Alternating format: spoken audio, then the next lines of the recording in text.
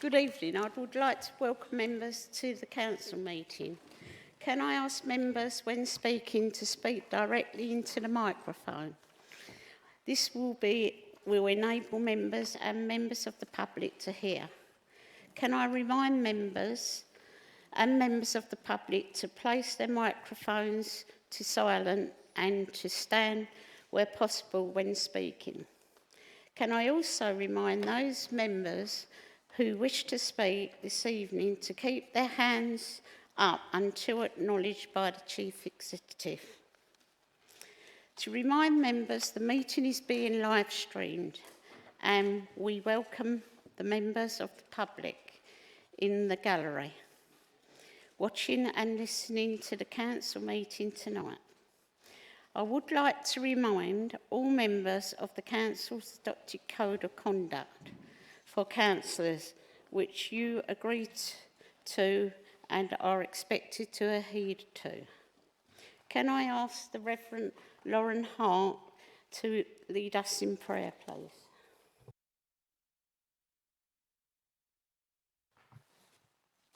Well, thank you for inviting me to share a Christian prayer with you this evening.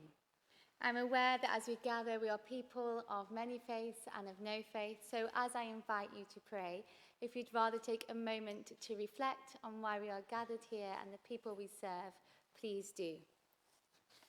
Let us pray. Lord God, please bless the leaders of our community here in Thurrock, that they may be at peace among themselves and a blessing to those they serve, to our King and government, and all in positions of authority. Please grant wisdom and foresight in the exercise of their duties, that they may bring unity and meet the needs of all the people in Thurrock. Help us all to serve you and your creation faithfully, through Jesus Christ our Lord. Amen. Thank you. Item 1. Apologies for absence. Please note the apologies received on page 1 of the order paper. 2 late apologies from Councillor Fletcher and Councillor Abbas. Are there any other further apologies of absence? Councillor. Madam Mayor, Councillor Manwar is just a few minutes away, but she will be joining the meeting. Just Councillor Bass, which I believe you've captured, Madam Mayor. Thank you.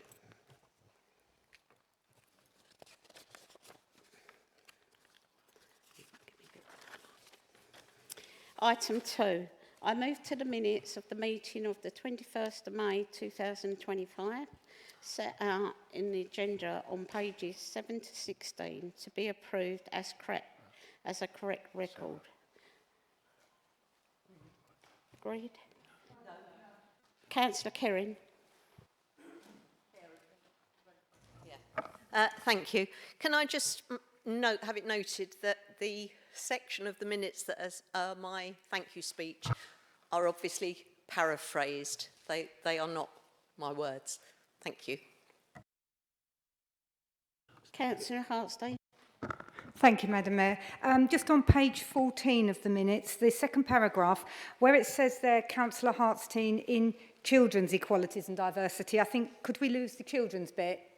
Thank you. Thank you. Are the minutes seconded? Thank you. These minutes are approved. Declarations of interest. Are there any declarations of interest to be made? No? Thank you. Item 4.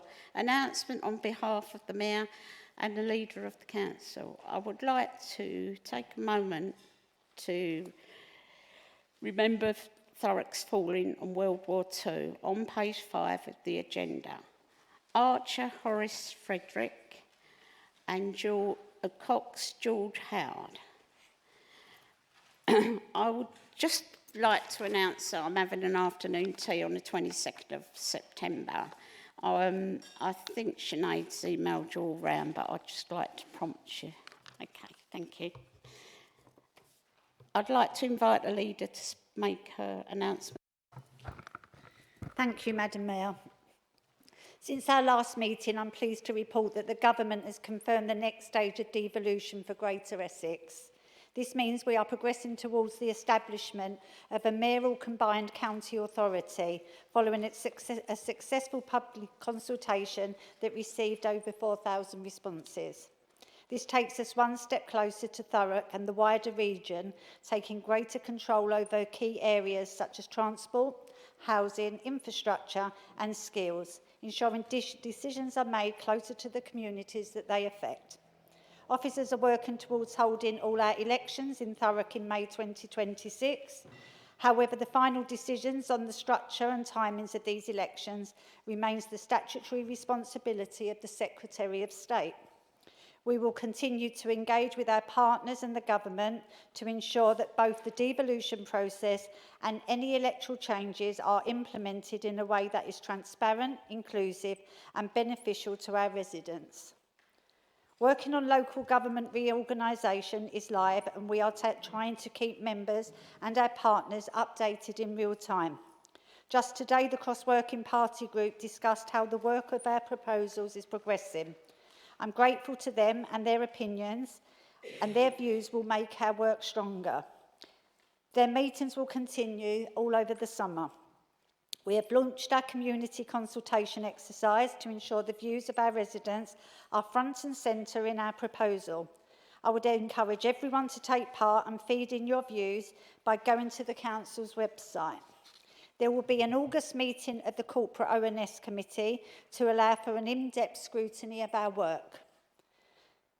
Commissioner's fifth report and the new directions have been published. As we know, and the report clearly states, while significant improvements have been made in many areas, which we are rightly proud of, there remains a long way to go in specific areas which require renewed focus, and therefore I agree with the assessment in the report and with the new directions. As we enter the next phase of the intervention and with new directions, I'm keen to work collectively with Commissioners and the MHCLG to develop and agree progress milestones. This critical path should form the basis for considerations around the model of intervention and, when appropriate, the transfer of powers back to the Council. I look forward to continuing the positive working relationship with Commissioners in this next phase. Thank you, Madam Mayor. Thank you. Item 5, public questions. Public questions can be found on page 17 of the agenda. I would like to ask those members of the public who have submitted questions to please read out the question when asked to do so. Question 1 from Madam Carter to the Leader.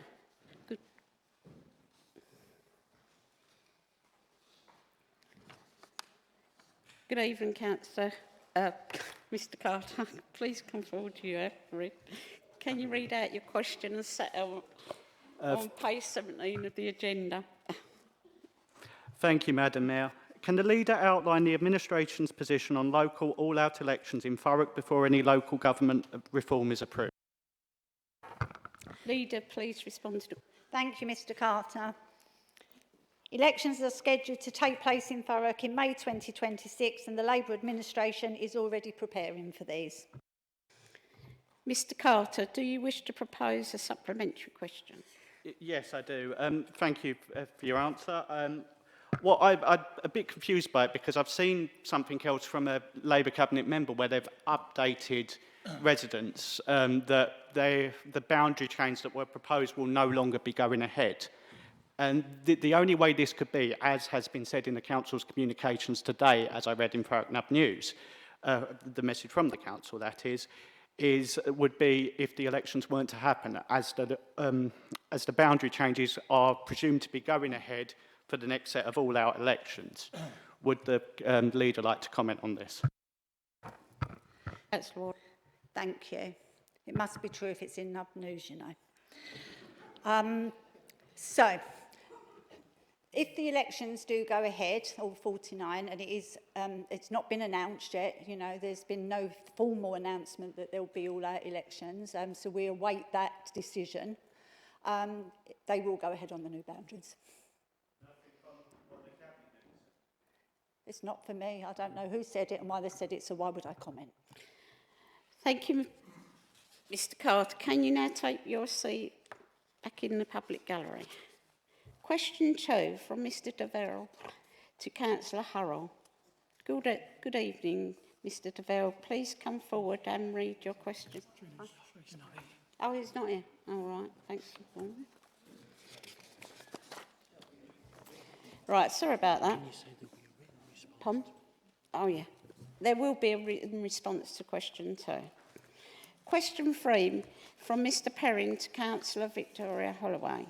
Good evening, Mr Perrin. Please come forward and read out your question as set out on page 17 of the agenda.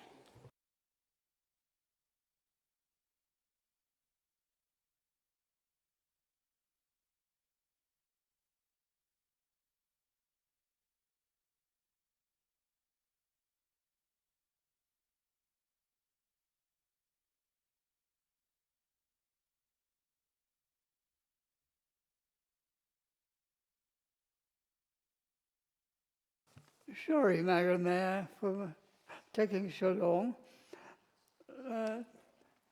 I believe I'm addressing my question to Councillor Holloway.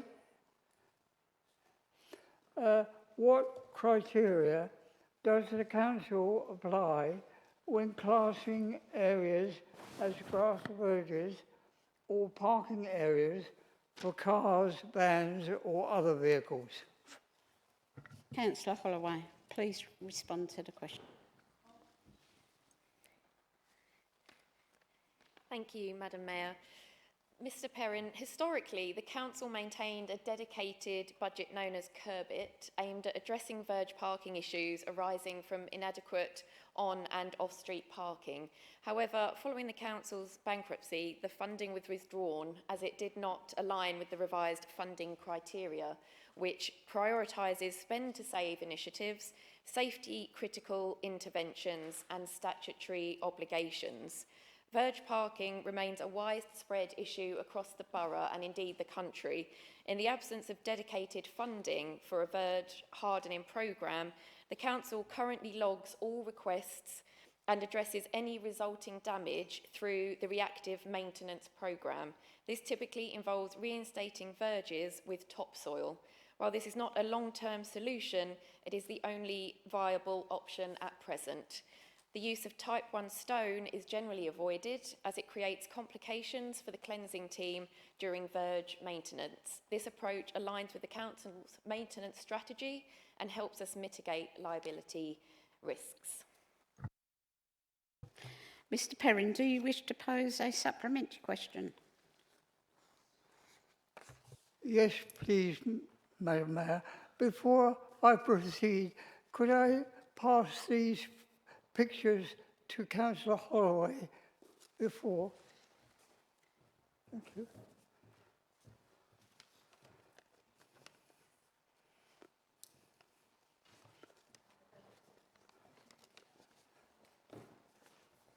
If I give you a minute, Councillor Holloway, just to look at the pictures.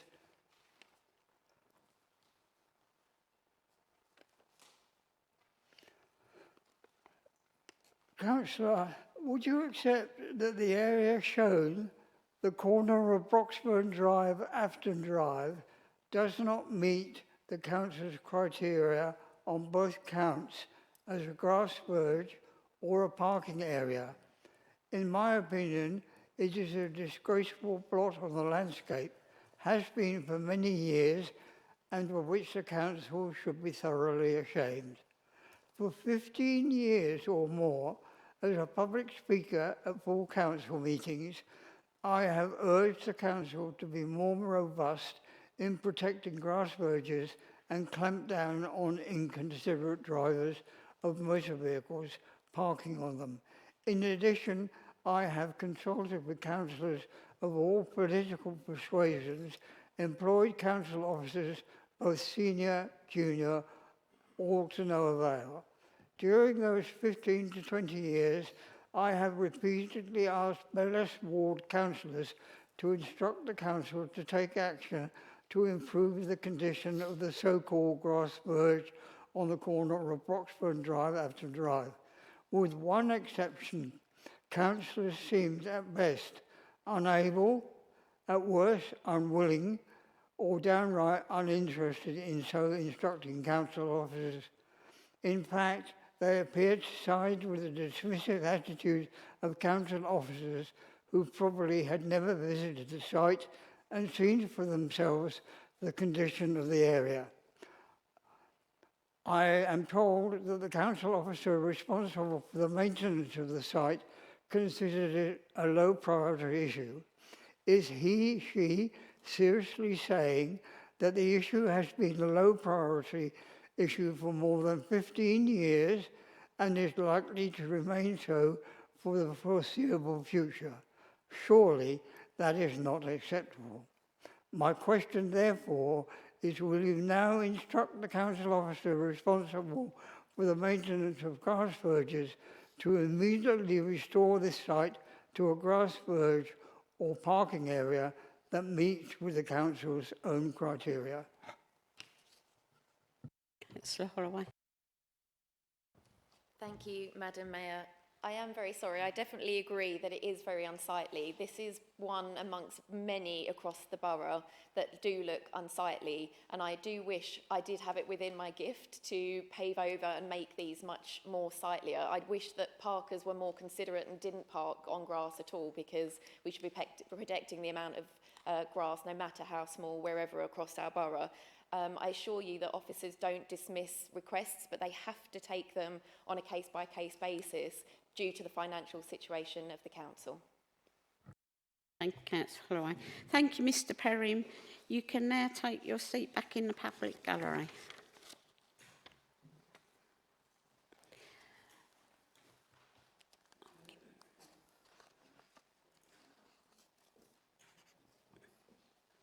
Right, item 6, petition from members of the public and councillors. Please be advised that in accordance to the council petition scheme, no notices of petitions have been received. Item 7, update report in respect of those petitions presented at the council and the council offices. This report can be found on page 19 of the agenda and is information on the status of petitions handed in at the council meeting and the council offices. Item 8, appointments to committees and outside bodies, statutory and other panels. Do members agree with the nominations made on page 1 of the order paper?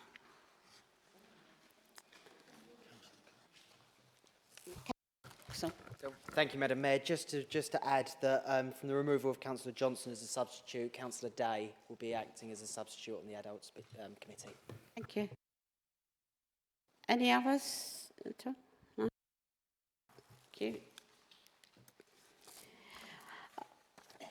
No other appointments. Item 9, members' allowances. Deputy Cabinet members. Leader, would you please introduce the report that can be found on pages 21 to 30. You have 5 minutes to speak. Thank you, Madam Mayor. At our last full council meeting and across social media, several members have raised concerns about the introduction of deputy cabinet member roles, particularly around the communication process behind their creation. As promised, I return tonight, not only with the report, but with clarity, purpose and genuine commitment to transparency. This isn't about titles, it's about talent and succession planning and developing the next generation of leaders. Not tomorrow, not someday, but now. Across the country, councils have introduced deputy cabinet member roles with great success. These positions have helped shape policy, driven innovation and support senior members in delivering the kind of meaningful, community-focused work that we all strive for. And if it works elsewhere, then there's no reason why Thurrock shouldn't benefit from that work too. There has been some questions as to why I chose to introduce these roles this year and why I specifically appointed some of the youngest members in the chamber. I did because I believe in them. I believe that they are the future leaders of this borough, and I believe that their leadership doesn't begin when everything's perfect. It begins when you're trusted and tasked to take responsibility, speak up, represent residents, pushed out of your comfort zone and learn, sometimes the hard way. These roles aren't just ceremonial, they're a commitment, a chance for our younger councillors to speak up for younger residents, to fail fast but learn faster, and grow into the kind of leaders that Thurrock needs for the long haul. Of course, with a new initiative, there's always scrutiny, and rightly so. That's why today's report not only outlines the rationale and the role of the profile, but also seeks agreement to include these positions in the members' allowance scheme with proposed special responsibility allowances that reflects their contribution without being excessive. Madam Mayor, I hope that I have cleared up any uncertainty around the reasons why I have introduced these roles, and I recommend the report to the Chamber. Thank you, Madam Mayor. Thank you. Councillor Coxall, do you wish to speak? You have 4 minutes. Thank you, Madam Mayor. Thank you, Leader, for bringing this report back. I know it was a bit of a last full council. It was the announcement, and I think a lot of all members on the opposition, I would say, cross-party, were just a bit wanted a bit further clarity. I won't lie, deputy cabinet members are an interesting concept to explore, but I just think here in Thurrock we're not utilising them in the way. I think it's very admirable for having the younger talent to come through.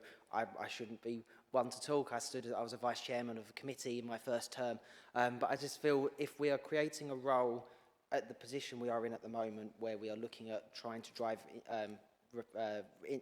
driving forward on intervention with all the things that are happening in devolution and LGR, I just think we're creating them in the wrong areas. And I think that's the position of where we want to where we need to have the additional administrative support. I think it's the two big challenges of this authority, of the intervention and the local government reorganisation. I think I'm just a bit curious as well, where it's obviously other authorities don't also use decision-making powers, but I think if we are trying to actually give this position any merit and any weight, I would argue that there is actually, we should explore deputy cabinet members having some decision-making powers. I think there's a question over, if you're just not there, you've got no powers, no authority, how does a deputy cabinet member engage with officers? Does the officer say, sorry, I'll come back and I have to speak to your cabinet member? I think that there's a little bit of just the clarity of how that works, particularly perhaps when we get to a point of what happens if there's no vote, they don't have a voting cabinet. How does the scrutiny of the work of the deputy cabinet, does that go to the ONS? Does that go to other committees? Is there the transparency behind their role and what they're doing? I think it's just a little bit light on the information in the paper. I was just, where it was very clear, they're not cabinet members, agree, but there's no voting rights, you cannot act as a substitute, there are no decision-making powers. It seems that we're very much a support role, but I think the support role we're putting our deputy cabinet members in is probably not the right place where we want to be. No, of course, it's very, very, I would say, it's discourteous sometimes when we have to discuss our SRAs. I don't like the fact that councillors have to discuss their own SRAs. It's very uncomfortable. It often means that personalities get involved. Obviously, this is nothing to do with personalities or of where the initiative is. I think it's just where we're trying to put this authority through in the position we want to be. The beefing up of the capacity is something to really explore in perhaps the intervention and LGR positions. Thank you, Councillor Coxall. Councillor Spake, do you wish to speak? 4 minutes. Thank you, Madam Mayor. Colleagues and myself discussed this earlier on this evening, and we genuinely have no great objection to the principle of paying councillors to do good work. In fact, if anything, I think councillors generally who contribute a lot of time across the board are probably underpaid. I mean, there are some very good councillors and there are also some who are not. We know that, it's the nature of human beings. But there are some councillors who put in a huge amount of time and the comparative reward that they get financially is not great. And I think that's a national problem that will need addressing because we're going to have fewer councillors and we're going to want those councillors to be of better ability as we go forward. But I think what this draws attention to is the way that we spend our money. And it's interesting that in our group office, we have a chart on the wall. And that chart on the wall starts on one side with 7 directorate managers, heads of department. And then the next column, going down the wall, well, it's actually from the ceiling to the wall, has 31 effective assistant directors. Now, even on the lowest pay scales that those people would be on, and not all of them have got the title of assistant director, but they carry that responsibility, that comes to around £2.4 million a year. And then the next column, there are probably 6 more subservient people. This is in the senior management section of it, not the people in the middle who actually do a lot of the work. So we've got this colossal amount of money being spent on a colossal amount of people whose job is to support councillors. So I don't quite understand why, as I say, I haven't got any problem with the idea of bringing people on, helping portfolio holders who've got a lot of work that's there.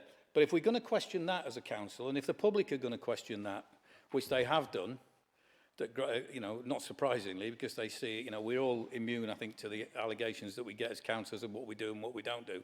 But I really think we need to start looking within this authority at where we are spending money.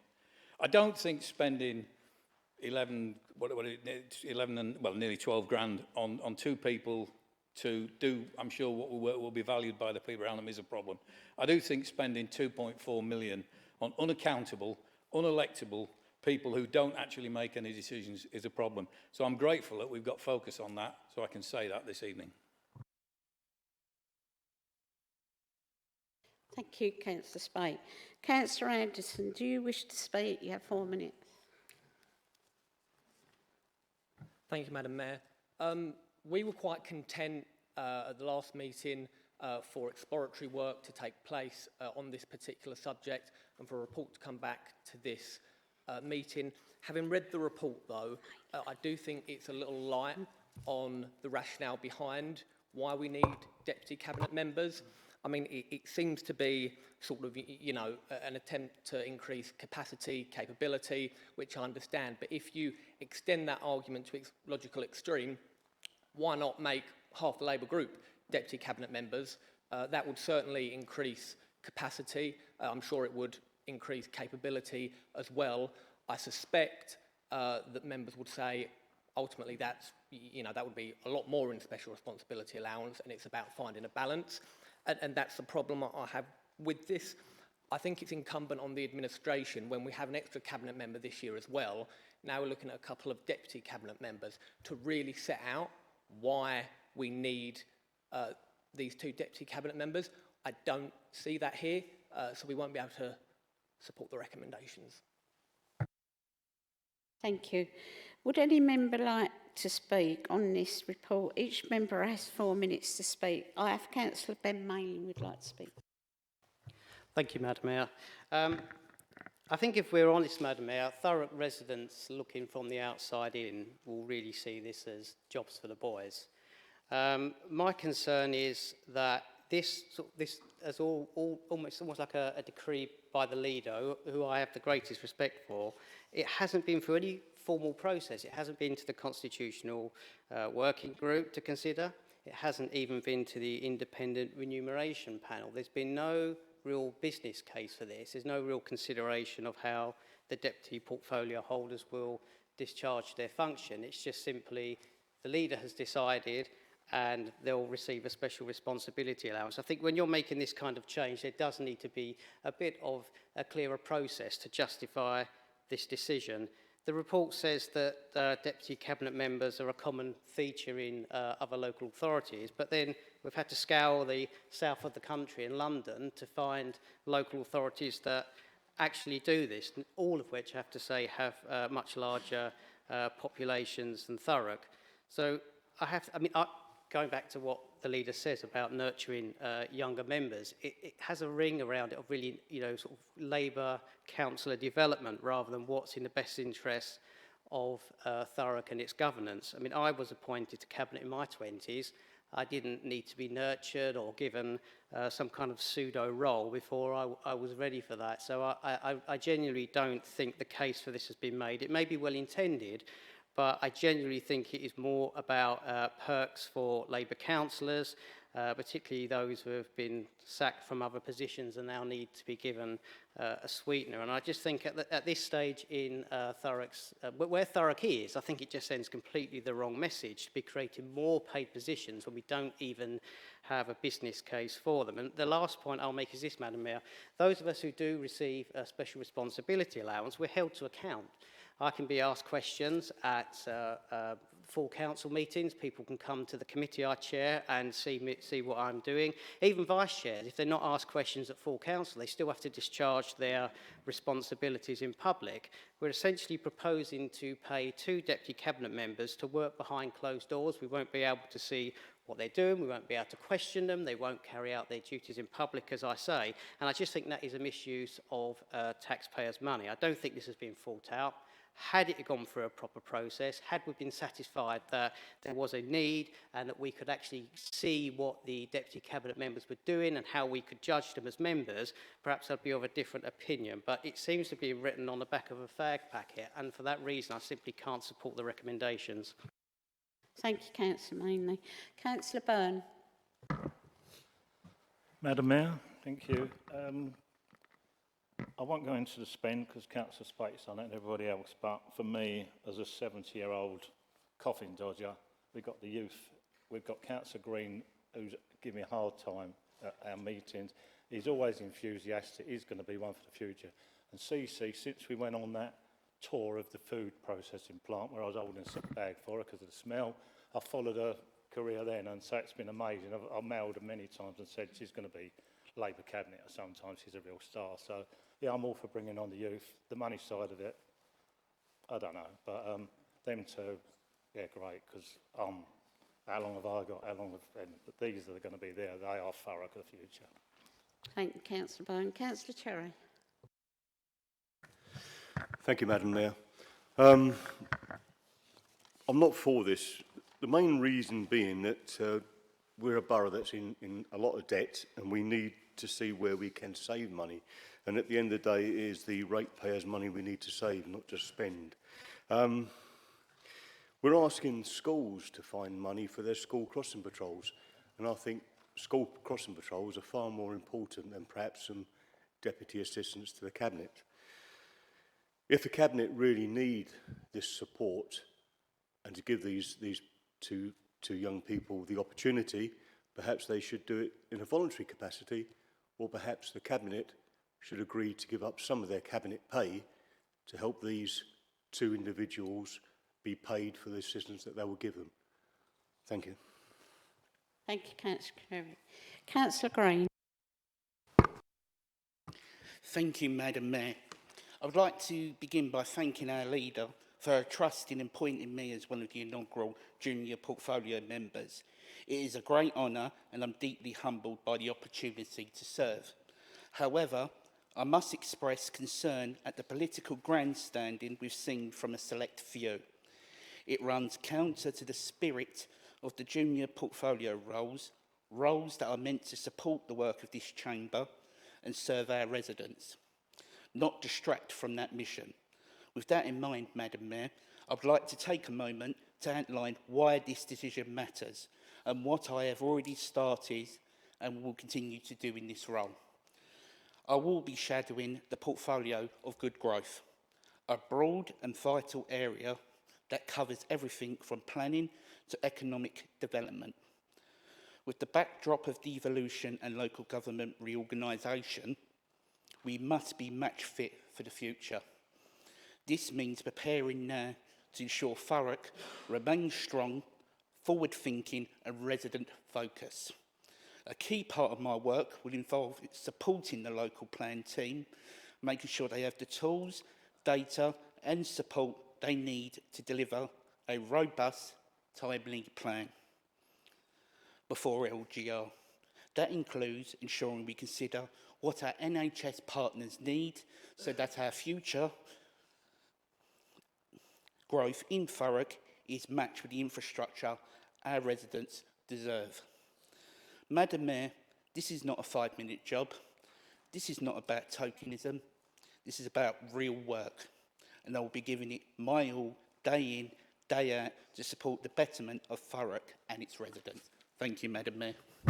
Thank you, Councillor Green. Councillor Watson.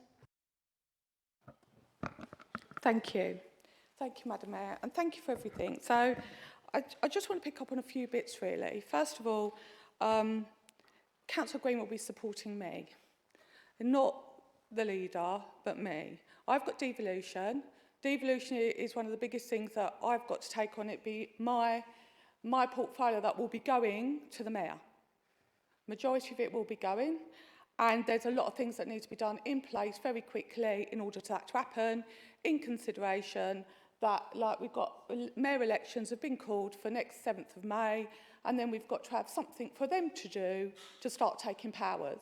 On top of that, I've got business as usual, as Councillor Maney will know.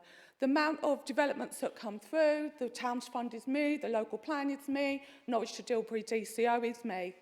So, as well as being deputy leader. So I'd like a bit of the support, but it's also about bringing on our young councillors. I actually find it really hypocritical to stand here right now and talk about money in consideration that the constitution that we have says we have 10 cabinet members. It's 10 cabinet members. So with the 2 halves plus 9, that equals 10.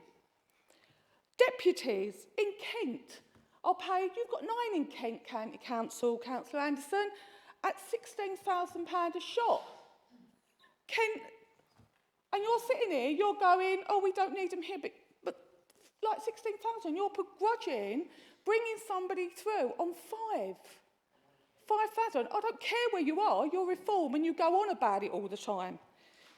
You also, like, they can come to ONS with me. Yes, I have to answer the questions, Councillor Maney, but they can be sitting there. And I'm the one who has to take responsibility for it. And that's the way it is. So I do not understand why we are being tied up right now on £10,000 not to bring on 2 of our youngest, most successful councillors that will probably go on and have a future in politics where I won't be. And half of yous won't be. Because you don't want to be.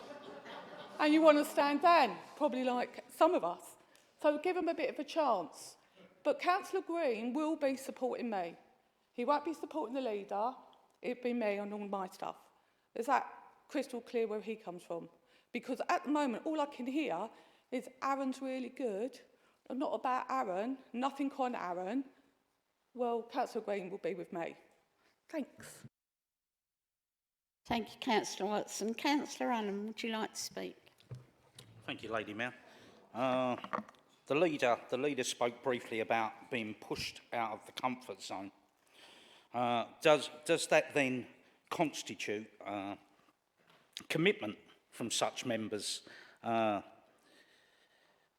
especially attending their community forum meetings? I mean, basically, Councillor Watson, you've attended the Tilbury Community Forum more times than what a ward member has attended. So would the extra money, special allowance, then fund perhaps bus fares to such forum meetings? I just wondered if a ward member who should represent her residents and tenants would attend more often. Thank you, Councillor Allen. Councillor Holden. Thank you, Madam Mayor. The Leader of the Council made several references to needing to support and nurture young Labour councillors. I just feel obligated to defend older Labour councillors. Councillor Hurrell, I'm on your side. I think you're doing an outstanding job in Cabinet. It's not just about the younger members. You're doing outstanding work. I would suggest to the Leader, just withdraw this paper tonight and resubmit this paper next month, Leader, because I have honestly no real, in principle, objection to what it is you're trying to achieve. I just think that there are two, as Councillor Maney said, if it had gone through a proper process, there are just two inelegant aspects of this paper that just make the roles unviable. Inserting a line that they have no decision-making authority, no one will take them seriously. Councillor Watson, you can't, with the best will in the world, dispatch Councillor Green if he's got the job description of doesn't have decision-making power. If you choose to devolve to Councillor Green competencies to enter into agreements over X, Y and Z, that's a perfectly appropriate thing to do, and it means that whoever he sits with, whoever he negotiates with, knows that Councillor Green can make agreements on behalf of the administration. So the way the paper is constituted in that regard defangs the post you're trying to create. And I think there are a couple of constitutional things that have to be gone through. It's perfectly appropriate for anyone who has any role in the executive to be able to have questions tabled to them in full council, because we want to create empowered individuals. And you know, I feel sorry for Councillor Holloway during this process, because when she was mercilessly ridiculed during the budget, when she wanted to create her energy efficiency officers, her much mooted light bulb czars, the difference between her light bulb czars and these cabinet members was at least Councillor Holloway and her army of illumination warriors would at least have the empowerment to flick off the odd switch every now and then, which these deputy cabinet members unfortunately don't have. So my suggestion is simply withdraw the paper this month, just make those two very simple amendments to actually devolve competencies to them, put them in the chain of command so they can have questions tabled to them, and then I think this becomes a very straightforward piece of admin work that I could happily support. Thank you, Councillor Holden. Councillor Manuel. Thank you, Madam Mayor. I would like to begin by thanking our leader for placing her trust in me, and to Councillor Vicky Hartstein for her guidance and support. It's a real honour to serve as one of the first junior portfolio holders in Thurrock's history, an opportunity I don't take lightly. I finally attended my graduation ceremony yesterday, and I'm proud to announce my completion of my studies at the London School of Economics, with an honours degree in politics and international relations, and I'm really excited to put that degree to use as I continue to take on this role. This role, newly established by this Labour administration, is about more than titles. It's about building the future of local politics, making our council more open, more representative, and more engaged with the very people it serves. So in order to clear up any sort of confusion regarding my responsibilities in this role, I'll set them out here. My junior portfolio focuses on diversity and inclusion, youth engagement in politics, and tackling violence against women and girls. 3 areas that go to the very heart of a just and equal society. These aren't just policy challenges, they're personal commitments, and they're urgent. That's why I'm proud to be spearheading a new initiative to give young people meaningful work experience opportunities with Thurrock Council. We know that for many young people, the council can seem distant, bureaucratic, and even irrelevant. My mission is to change that. I want to add that alongside this, I'll be working closely with officers and community organisations to explore new ways to tackle violence against women and girls. This is a scourge on our society, and while much of the national debate is rightly focused on policing and justice, we know that local councils often have a critical role to play through safeguarding, education, and prevention. Contrary to the belief of some of our colleagues opposite, instead of using differences to foster division and hatred, I believe that our differences are what make us so special as a borough. Thurrock's diverse multiculturalism is ingrained in the fabric of this borough, and in my role, I will make sure that this continues to bring communities closer together rather than further apart. As a Black British woman with Kenyan heritage who has grown up in Thurrock, I have seen firsthand what happens when divisive, bigoted beliefs infiltrate our communities. And this is something that I will diligently work to remove from our borough. As you can imagine, this work will not be easy, it might not necessarily be glamorous, but it will be real and it will matter. This role is not some tick box exercise, it's essential for both the current and future generations of Thurrock residents. This role was created to deliver, and I intend to do just that, with energy, with purpose, and with the same spirit of service that brought me into public life in the first place. Thank you. Thank you, Councillor Manuel. Councillor Benson. Thank you, Madam Mayor. I just want to apologise for being too old and the wrong side of the tables. I would have been more than happy to have helped Councillor Watson free of charge in this role. I wouldn't have wanted after fee. Thank you. Leader, do you wish to have the right to reply? You have 2 minutes. Thank you, Madam Mayor. And I'm just sorry that I'm sure that people already made their judgment before they heard that actually these young people, are, you know, that are in these positions have already been working. They're already doing it. They're working on devolution. That is so important that, you know, we get that work done. They're already looking at the divisions across Thurrock. You know, we only have to look at neighbouring councils to see what divisions can really do, you know, and having to live that and experience it. So these are not just positions that I just made up, you know. So one, I'm really, really pleased, and I hope that you take on board what you've heard tonight and maybe reconsider how you was going to vote before you heard the good work that we're doing over here, because this wasn't about giving a person a vote. It's not about that. It was about creating posts where they can develop themselves, but actually push this council through. So absolutely, I am really, really sticking to the fact that they've done it. I brought this here tonight as I promised. These positions are at a leader's discretion, so that is why I brought it here. These posts are within my cabinet portfolio budget, so there's no over budget spend here. And we've heard tonight that we didn't go looking very far, Councillor Maney. We just went to the Essex County Council, Conservative Essex County Council. They've got 11 of them, paid more than our cabinet members. We look at Dartford, they've got them.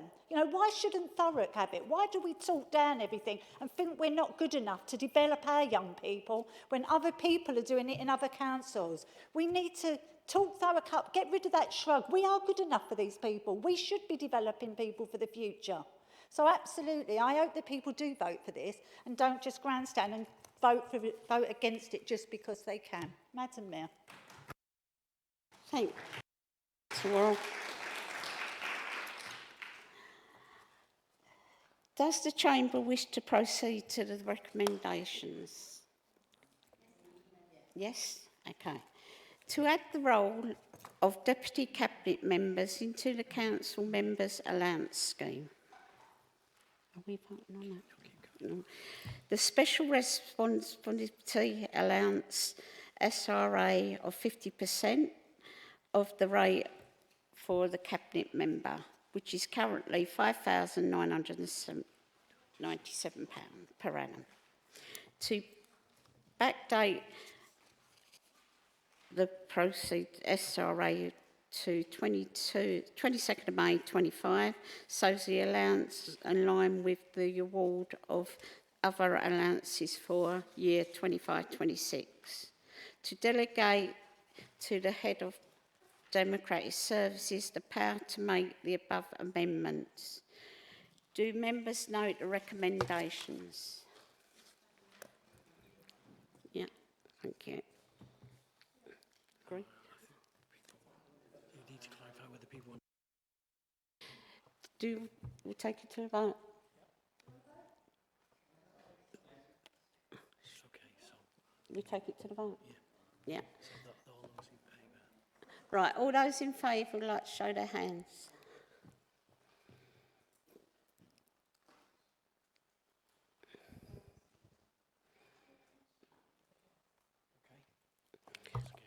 Oh, thank you. All those against?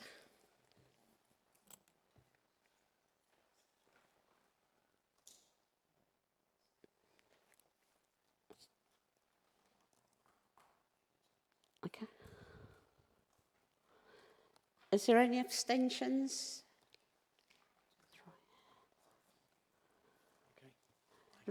Passed. Yeah, the motion's carried. Thank you. Right, Corporate Parenting Committee Annual Report 24-25. Councillor Hurrell, would you please introduce the report that can be found on pages 31 to 44? You have 5 minutes to speak. Thank you, Madam Mayor. It's a shame I haven't got my question first, but anyway. Corporate Parenting Committee Annual Report. I'm going to do it slightly differently. I was made chair last year, Corporate Parenting, It was a pleasure to chair it.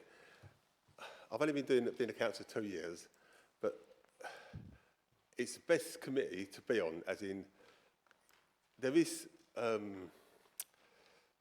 important factors on it, obviously, but most of the things that went on there, they improved throughout the year. Things just got better. One of them, the initial health assessments. When the committee started, actually I wasn't there for the first one, I was on a leave anyway, but end of July. Around that time, the initial health assessments was about 20%, maybe a bit lower, which is a foul in anyone's book. By the turn of the year, December, January, February, it went to 80% and maybe 90, then I believe 90% after that as well. Hopefully it will stay there. Really important, the initial health assessments. Before that, full council supported a motion to adopt care experience in July. That is a massive thing as well, because it makes care leavers feel important, and they should be important, obviously. They've had a hard start in life, and anything to make them feel more worthy is a positive. So I've got notes written down everywhere. Thurrock Young Voices, I say it every time. The people on the committee with me last year, we was all in awe of them. They're just a brilliant engagement group that they look after younger people that are in care, and they're just brilliant. I should get fed up with saying that really, but I won't. What else was it?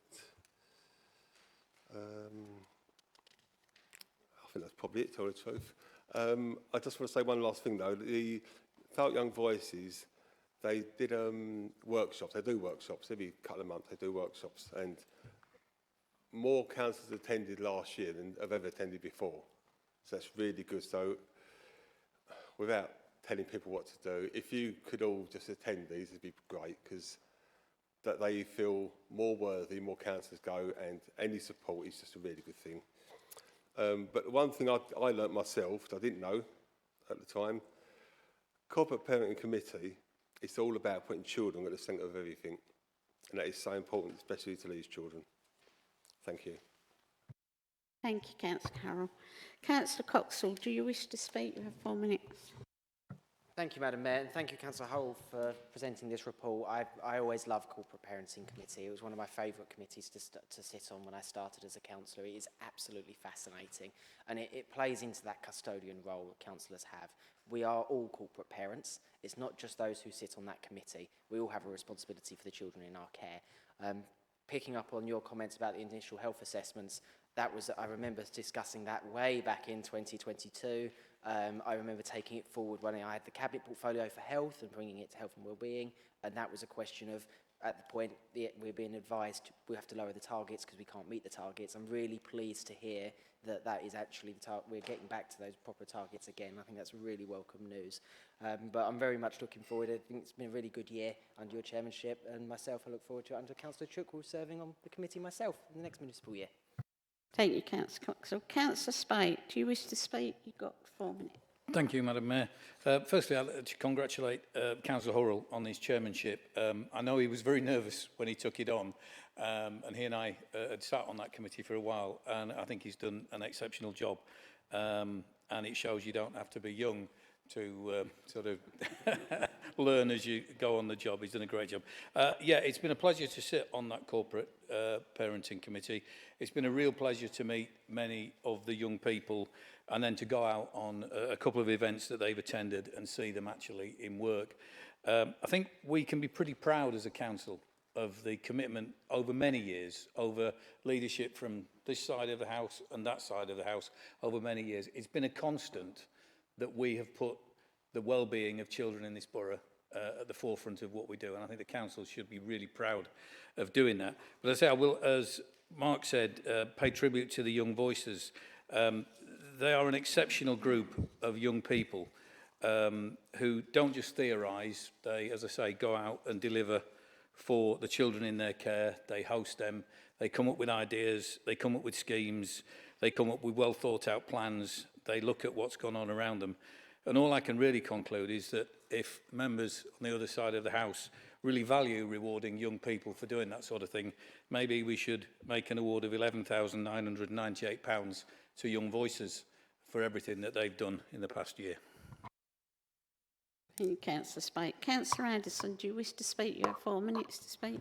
Madam Mayor, I've never had the privilege to serve on the corporate parenting committee, so I don't really have much to say. It sounds as though, from what other councillors have said, though, Councillor Hurrell has done a sterling job chairing it over the past year, so I'll just join others in congratulating him for that. Thank you. Would any member like to speak on this report? Each member will get 4 minutes to speak. I already have Councillor Byrne.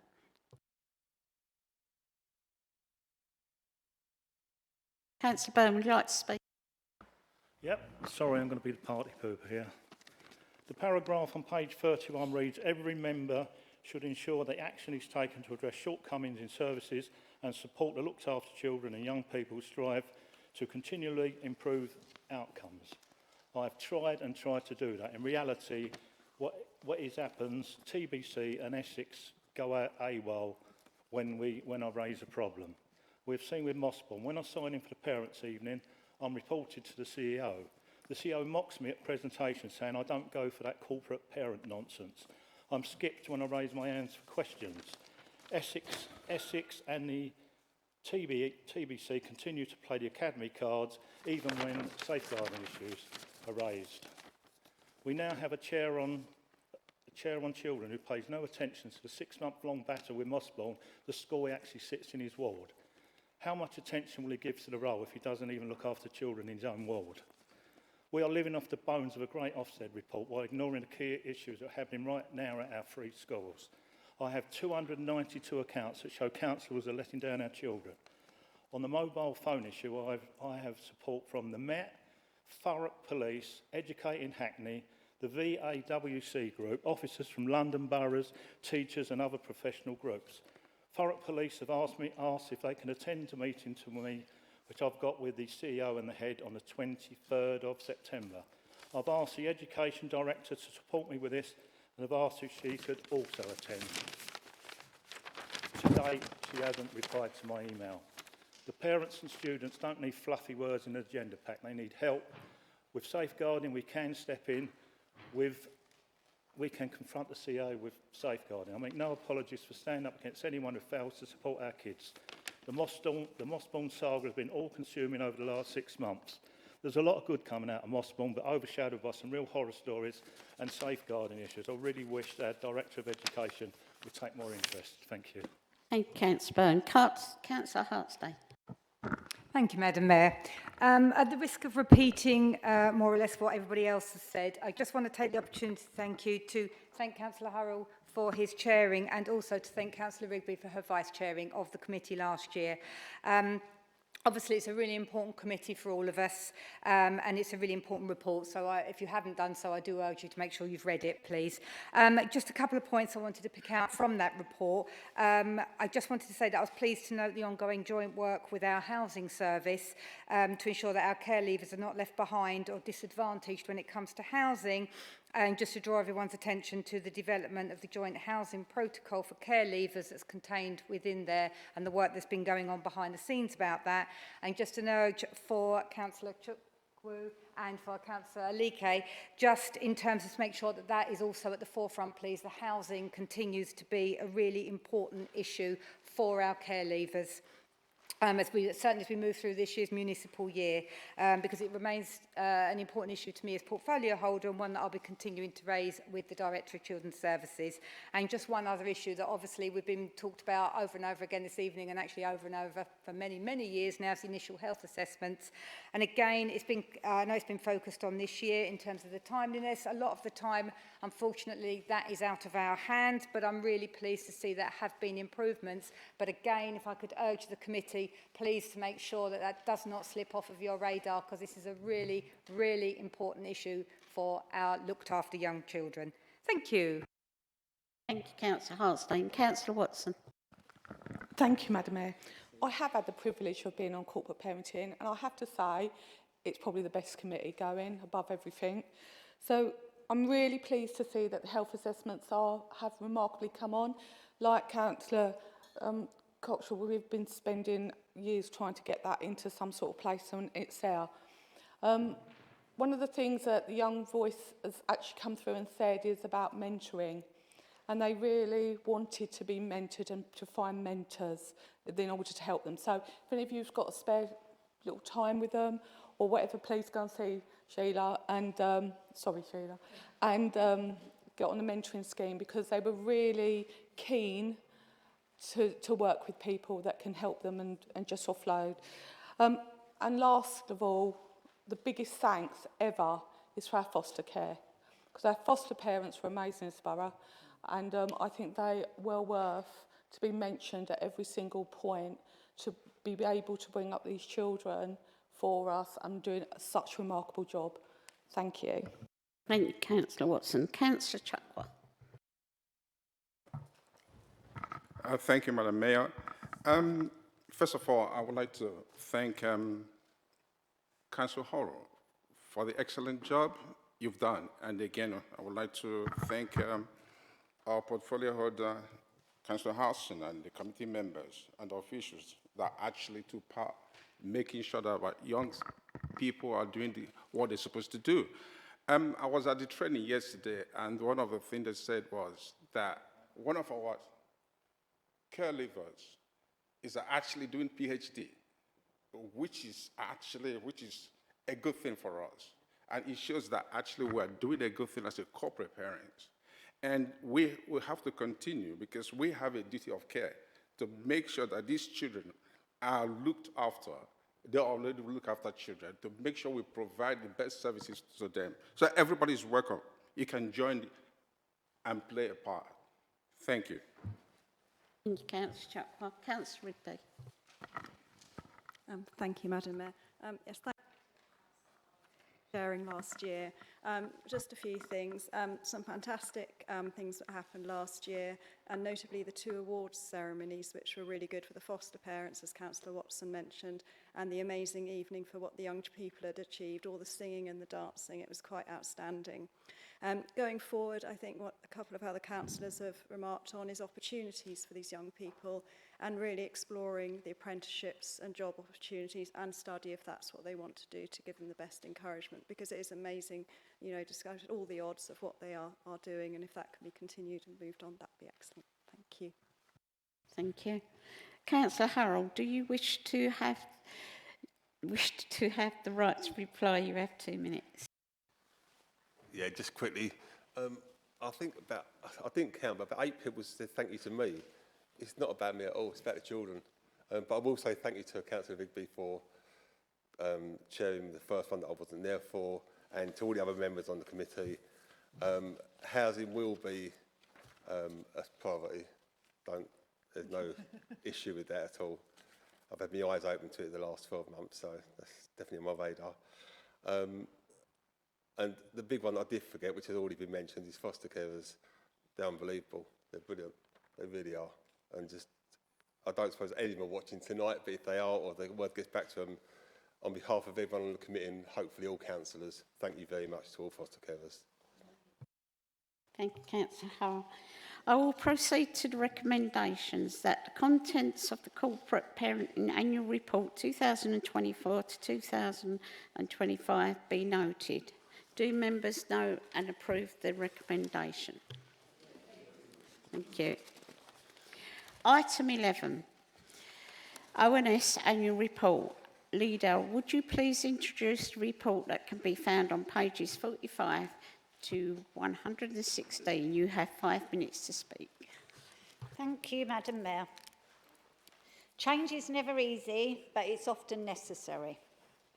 Over the past 2 years, all 49 of us have shown real commitment and patience and willingness to adapt as we embedded the new overview and scrutiny structure. There has been a much improved relationship between Cabinet and Committee, with committees providing us with great feedback and intel in the form of briefing notes for the first time, 2 excellent task and finish reports. This has been a much needed evolution and supported our shared goals for better governance and an improved council. One key change over the last year was the decision to separate Children's ONS Committee into two distinct bodies, adults and children. This wasn't just administrative, it was intentional. It ensures both service areas receive the time, focus and scrutiny they deserve. I'm proud of the way members have risen to the challenge and embraced their roles with the new structure. This report introduces the 24-25 Overview and Scrutiny Annual Report, presented in line with the Council's constitution. It outlines the key activities and outputs of the three committees, showcases scrutiny's contribution to our ongoing improvement and recovery journey, and includes both officer-led evaluation and an independent assessment by the governance of scrutiny. I look forward to hearing from the committee chairs this evening on their work programmes over the last years, and I thank all members for their dedication in ensuring scrutiny remains a vital part of this council's progress. Thank you, Madam. Thank you. Councillor Coxall, do you wish to speak? You have 4 minutes. Thank you, Madam Mayor. No, I agree with the Leader of the Council. I think ONS has gone through a significant change over the last 2 years. We started that process, and then finally seeing the new ONS committees develop last year. I appreciate for the chairs last year, it was a tough gig, I would say, to try and understand the new process, try and rattle the committee together, and working within that new super committee with that additional powers they had, really placing the scrutiny at the heart of really some of the roles of the councillors. And it's really great to see there's been great work that's come through over the last year in those scrutiny committees. I think all of them were doing fantastic work. The task and finish groups worked really well, I believe, as well. I think that they finally, it didn't feel like a task and finish group was just set up just for the sake of something. There was something actually meaningful produced. That Councillor Rigby did some excellent work on childhood obesity. That this is finally showing what scrutiny can do under this new structure, especially now with splitting that children's committee. I'd be interested to see how the model now finesses. We've learned that we can take away the lessons. It's early days for this scrutiny, and I think as we go forward, these committees will adapt. But really pleased to be interested to hear what from the chairs from last year's municipal year. Thank you. Councillor Spate, do you wish to speak? You have 4 minutes. Thank you, Madam Mayor. It's been a really interesting year for scrutiny as we took on board the new directives and we effectively had a new system of scrutiny. And certain parts of it, I think, have worked very, very well.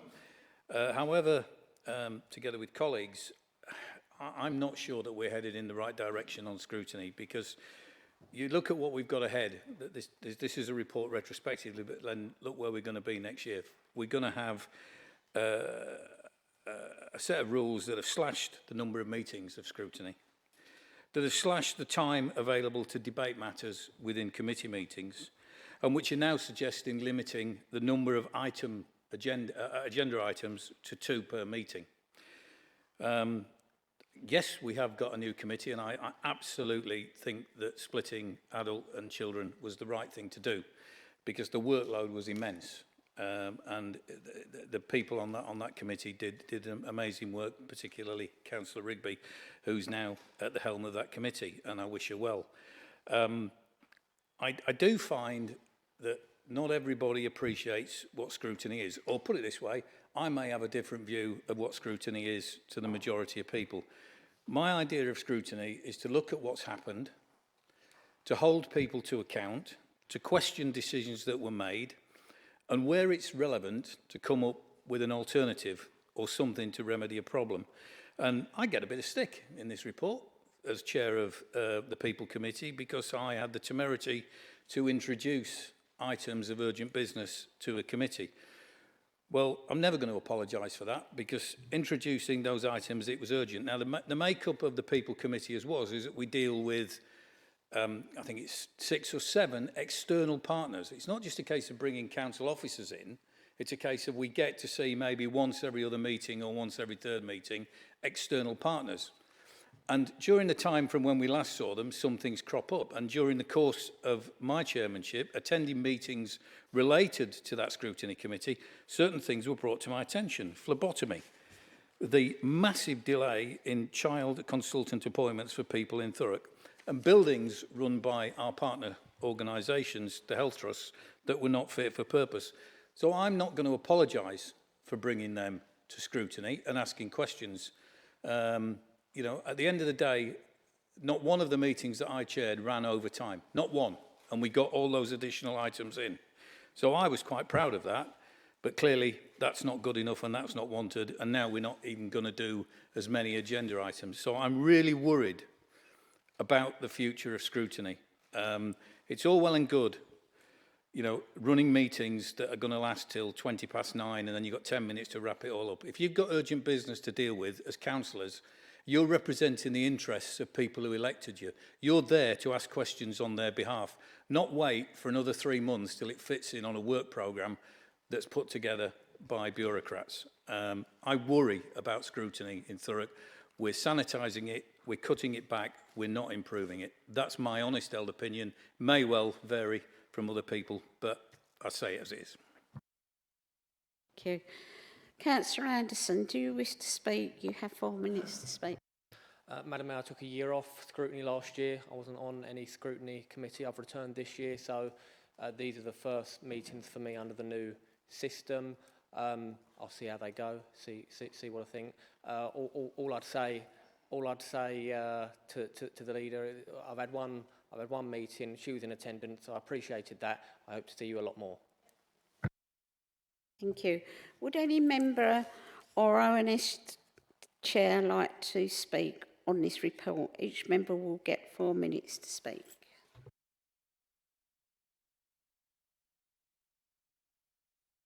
Councillor Mainley. Thank you, Madam Mayor.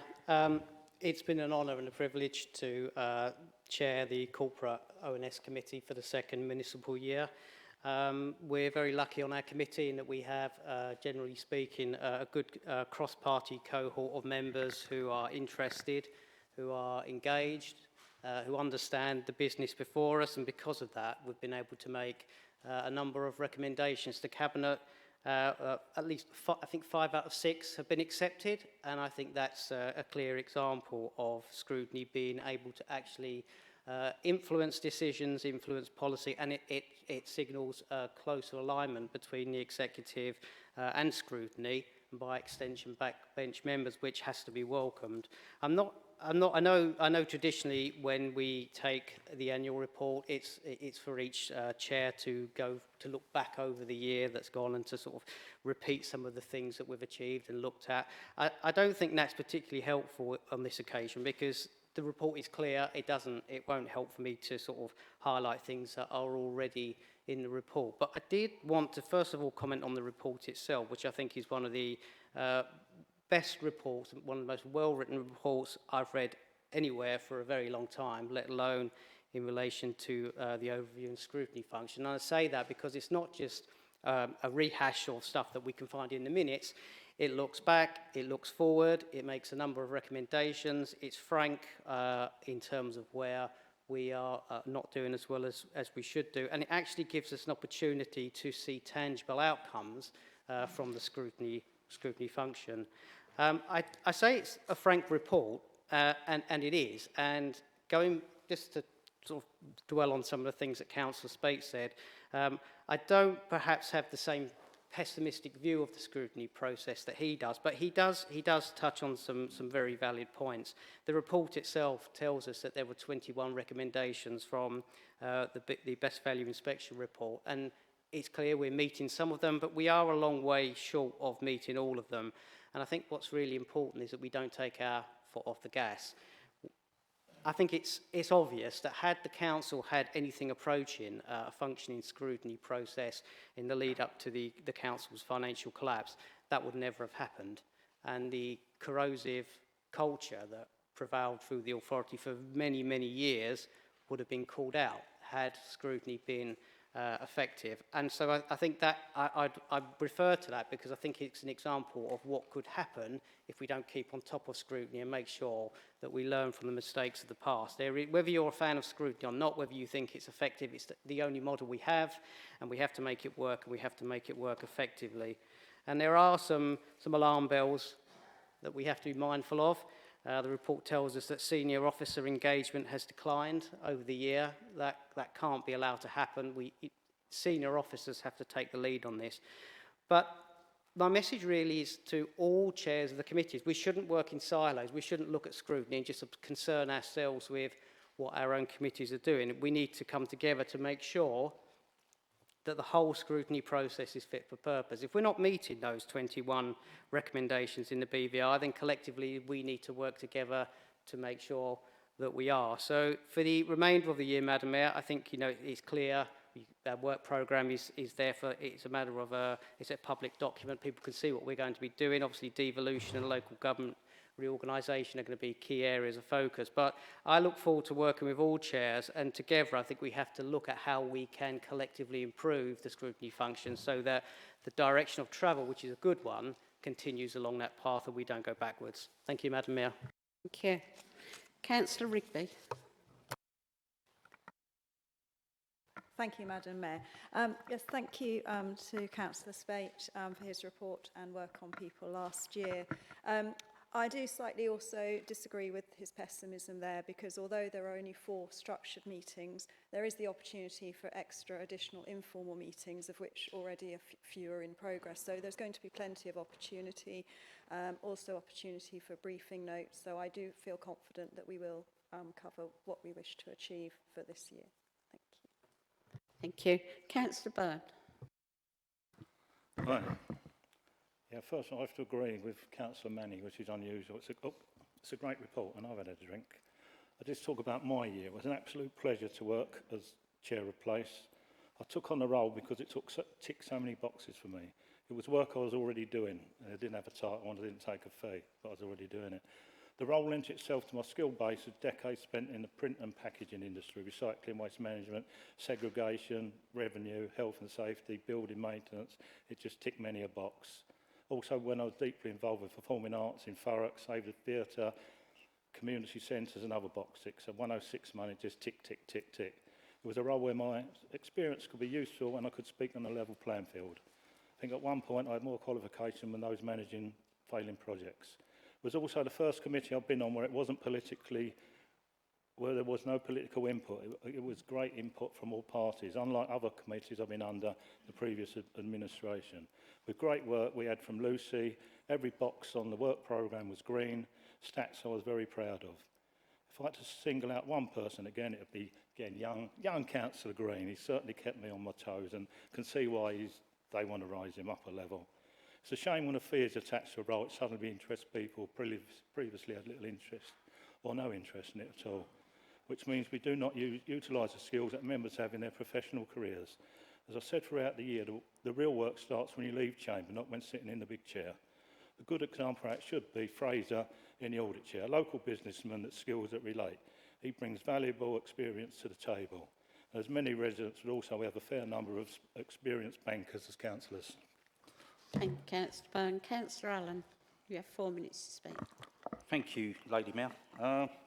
When I was graced with the position of chair for PTR many moons ago, I believe it was 2020-21, I made it clear at the start of my ONS meetings to all members that we would be there until business was finished.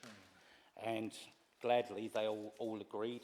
I can especially remember Councillor Van Day being in those meetings, and we were all happy to do so, until business was finished. Now, I think this just shows commitment from all members to the people that we're supposed to represent, being there until business is finished and not running off at 9:30. I know that some people, held down full-time jobs, just like myself. And, I was itching to get home to have a spot of dinner and a spot of sleep as well to go back to work the next morning. But I think it's very important that such overview and scrutiny is really, done with every commitment that we can give it. So therefore, running off at 9:30, I don't think is acceptable. Thank you. Leader, do you wish to have the right to reply? You have 2 minutes. Thanks, Madam Mayor. Yeah, just to say thank you for the contributions from across the chamber. And, you know, it's one of those reports that it's nice to get people's feedback, honest reflections. You know, we're on a journey here in Thurrock. And, you know, the changing of the communities, the scrutiny is one of the things that, you know, we're on a journey with. So it is right that we bring the report here, that we have the look back and the look forward. So I think that we're going in the right way, in the right direction. And I would encourage that if there's items of urgent business, that they do come forward, but that we follow the process for them. We do not bring items of urgent business without agreement to the meeting on the night, because there is a statutory responsibility to publish urgent items of business. So we can't just turn up and say, oh, by the way, I've got some urgent items of business and I'm going to, you know, bring them on tonight, because the right officer might not be in the room. The person that you're talking about might not be in the room. There might be people that needed to be there. So, you know, it's not that we're not having urgent items of business. It's just that we're following the process to make sure that when an urgent item of business is on the agenda, it's followed due process. Thank you. I will proceed to the recommendations. 1.1. Comment. The no comments of the Overview and Scrutiny Annual Report 2024 and 25. Do members know and approve the recommendations? Agreed? The items agreed. Right. Item 12. Conditional updates. Councillor Heath, would you please introduce the report that can be found on pages 117 to 176. You have 5 minutes to speak. There is a typo error on page 137, paragraph 2, 2.3. City should read borough. Councillor Reid. Thank you, Madam Mayor, and thank you for highlighting that has been changed. Good evening, everyone. Maintaining the highest standards of conduct among councillors is essential to preserving public trust and ensuring effective local governance. Equally important is having a clear, accessible constitution that guides how we work, supports transparency and helps us uphold these standards consistently. As part of our ongoing commitment to improve the governance structure at Thurrock Council, the Monitoring Officer and Deputy Monitoring Officer have been leading a comprehensive review of our constitution. Today's report presents the completed draft chapters covering the Council Code of Conduct, our residents' rights and the procedures for handling complaints. Council is also asked to endorse a new, more straightforward structure to the constitution to make it more accessible to members and to the public. These revised chapters have been endorsed by the General Services Committee, who recommend their approval by full council. These updates will strengthen our governance framework and support us all in serving our community with integrity and clarity. I want to also use this opportunity to thank the members and the Chair of the Standards Committee for their input and support on this document. Thank you. Thank you. Councillor Coxall, do you wish to speak? You have 4 minutes. Thank you, Madam Mayor. No, I'm looking through. I think there's relatively little change really to that we're really doing here. It's mostly just making it easier, more accessible. I think there is one change I'm really happy to see around the ONSs. I think we're really pleased to see the administration has slightly adopted the motion Councillor Spate put in January around the ONS meetings. Pleased this thing. Even a Labour member voted for it back then. So I think it's a good sign to show there is actually a bit of cross-party willing. I think I've just got a question that perhaps the wording of that, where it says in exceptional circumstances such as the consideration of a call-in or for the consideration of the annual budget, that is two very defined exceptional circumstances, but the such as alludes it to being a fact that there may be other exceptional circumstances. Does that then lie with the chairman of the committee, or would that be the legal officer to the committee that makes that decision? It's just a curiosity. It will probably be a minor point that gets laboured when we look at what is an exceptional circumstance. So I just want to make sure the Constitution is clear on who makes that decision. Thank you. Councillor Spoke, do you wish to speak? You have 4 minutes. I won't need 4 minutes. Very briefly, I think it's a very good report, and congratulations to Councillor Heath. I think it's probably the first paper you've presented, so well done. I would ask, Madam Mayor, just one thing, because I would like to vote for most of the things that are on here, but 1.2, obviously what I just said in we were dealing with the last item, I can't vote. I can't say on the one hand I oppose it and then for it the next minute. So on a personal level, I will have to vote against the whole lot if the recommendations are taken on block. So I would just ask if 1.2 could be taken separately, which I will vote against, but I will vote for everything else.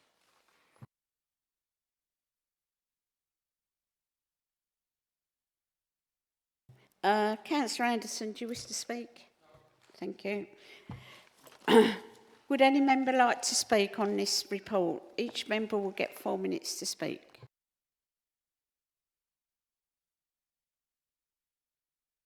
Okay. Councillor Heath, do you wish to have your right to reply? You have 2 minutes. Thank you, Madam Mayor. I'm really pleased with the report. You know, as you say, it's going to make it clearer for everybody and the members of the public. And thank you, Councillor Cockshaw. I'll feed that back to the Met officers, and we'll look into that. Thank you.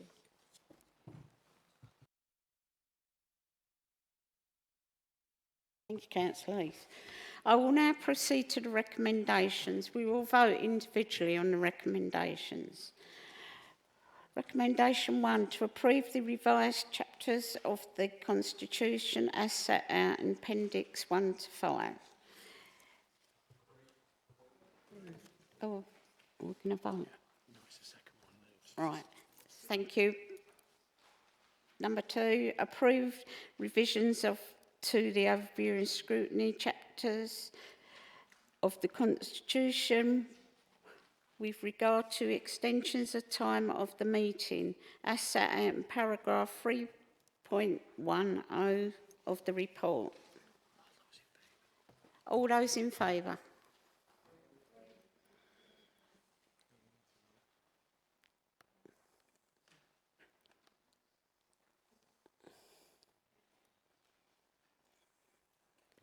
Thank you. All those against?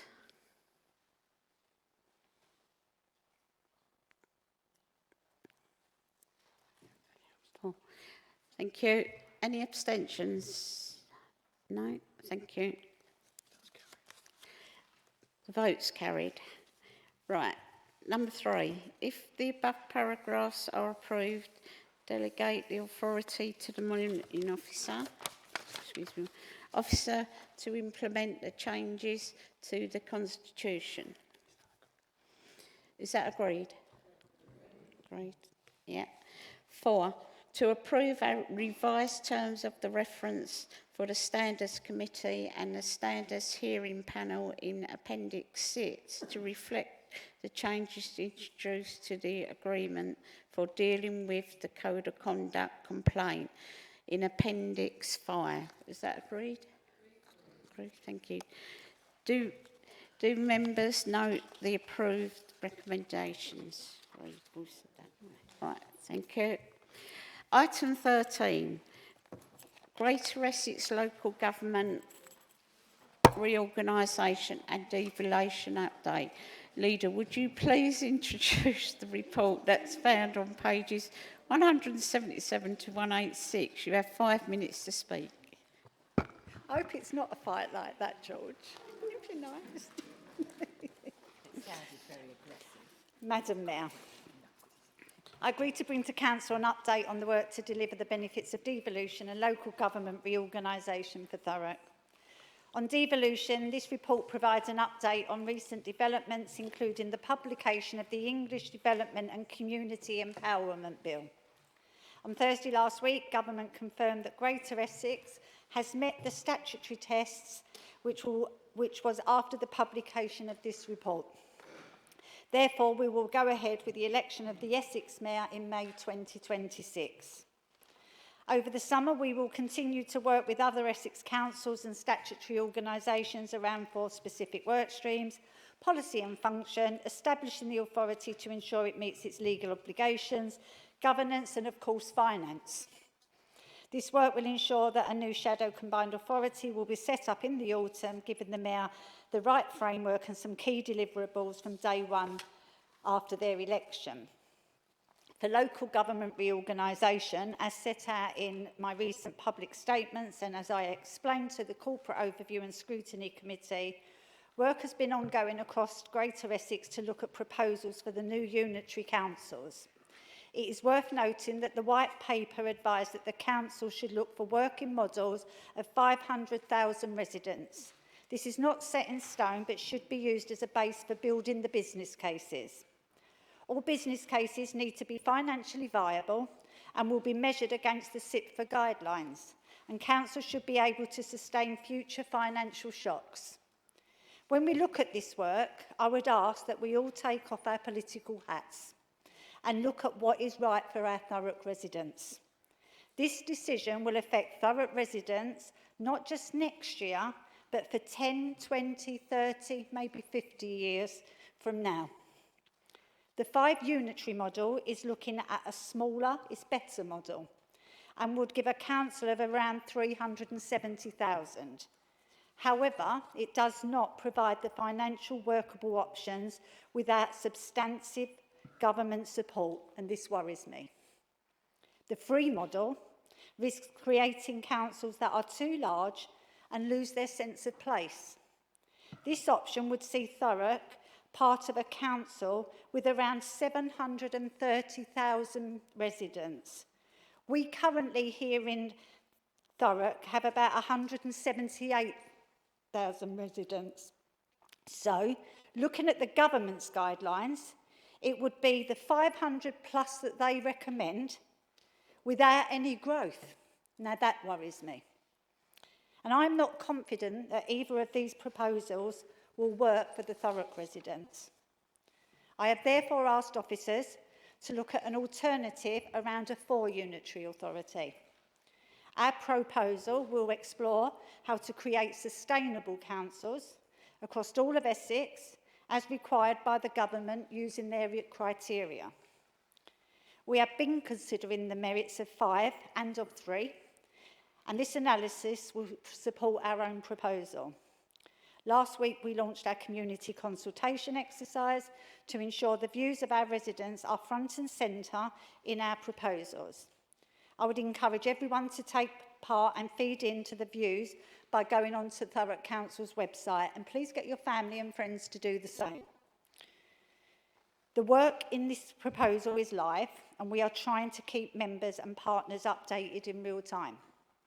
I'm grateful for the ONS who have had this as a standing item, as they appreciate that this work is emerging work and we welcome their honest scrutiny. In that vein, there is an emerging picture of what an effective configuration of 4 looks like. We've presented the initial thinking to the members' working group today, and we'll ask ONS to consider this work on the 7th of August. We will continue working in partnership and listening to residents, and we will be attending summer events across Thurrock, speaking to residents and local organisations. Ahead of the final proposals being submitted to government on the 26th of September, we have 2 more ONS meetings. One's the 7th of August, and then one on the 3rd of September. And a number of member working groups will also take place in between this. We will then take this final proposal to Cabinet on the 17th of September for a final deadline on the 26th of September. And I would ask that anybody that doesn't feel that they want to speak here tonight or has a question, please don't wait for the ONS committees or, speak to the officers. Their doors are open. This affects all 49 of us. We have to get this right for Thurrock. Okay, so it's not a cabinet, it will be a cabinet decision, but we all should play our part in this. And I said I would be open, and I continue to say I will bring this as, you know, as many times as I can to get as many people to feed into what goes into our part of this submission. So there'll be one submission with some appendices under it, and Thurrock will have an appendix under that for our submission of 4. Thank you, Madam Mayor. Thank you. Councillor Coxall, do you wish to speak? You have 4 minutes. Thank you, Madam Mayor. Thank you to the leader to bringing the report finally to full council, that we can actually have a discussion with all members in this chamber. Particularly, I think, really important thing to start with devolution. That's the one that's going to be fast. That's the one that's down the road straight away. There is no doubt that a directly elected mayor will unlock levers of growth here in Thurrock. There is no question about it, and across the whole county. Like, we are the home to the Freeport, we have the Port at Tilbury, London Gateway. Like, all of these are critical infrastructure and economic hubs that we want to be able to expand and pull those levers, and the mayor will actually unlock that.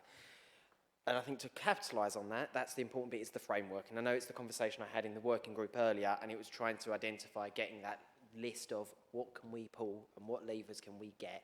And I think that's the, as soon as we get that from the government, that means we can start laying the groundwork going forward. And what we need to be looking at is looking at something that encourages investment, something that accelerates development, and actually joins up infrastructure and skills.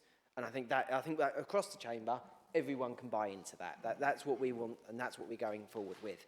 I just want to lay it clear, because I laboured this point earlier in the working group, I just want to make sure that when the combined authority is constituted, we don't find ourselves in a position where strategies that may not, I will say, be aligned to Thurrock's interests are just slotted in, and officers just fill posts in the combined authority and don't have our interests at heart. I think it's really important that we have a combined authority early on that is lean, slim, and allows the mayor to build, whoever the mayor is in May, to build forward with their own set of policy ambitions.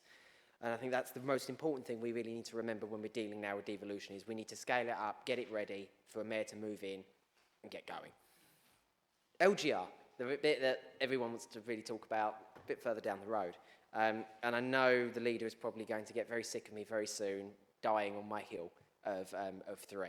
And I go back to that view. It's not a political view, leader. It's a view that I've had for a long while since the cellar. Like, it's that South Essex is an economic powerhouse. There is an opportunity here to build an authority. I remain committed to the argument there is a shared Thames identity. I don't buy into ideas that there isn't such thing as a shared Thames identity. We've got major port infrastructure, 2 major A roads, 2 train lines. Everyone goes west to east, not north to south. And that is the understanding of always has been in Thurrock. It may be my personal experience from being born in Southend and moving my way along that line, but naturally that is where people move. My concern, particularly around some of the business cases, and it's be something I'm keen for the working group to get dug into quickly and not run the risk of becoming a briefing session, is looking at getting into that information and into that data. I think even getting that data shared with councillors to engage with. I appreciate you've got negotiations, but there is an issue of making sure councillors can brief and look at 20, 60 different maps and actually view that information. And I think that's really important to get it early as possible, so we don't go into August with very little information for councillors. I think most importantly, though, is that modelling. And that modelling needs to make sure we aren't just looking at viability on day one that just washes its face. We need to look at viability in 5, 10, 25 years. And that is the problem that I think if we're not linking up social care and development, South Essex itself doesn't import self-funders.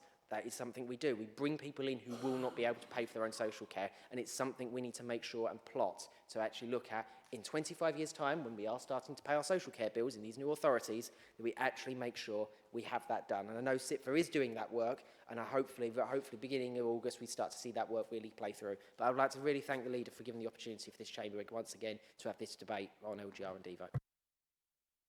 Thank you, Councillor Coxall. Councillor Spoke, do you wish to speak? You have 4 minutes. Thank you, Madam Mayor. And thank you, Lynn, for bringing this forward this evening again.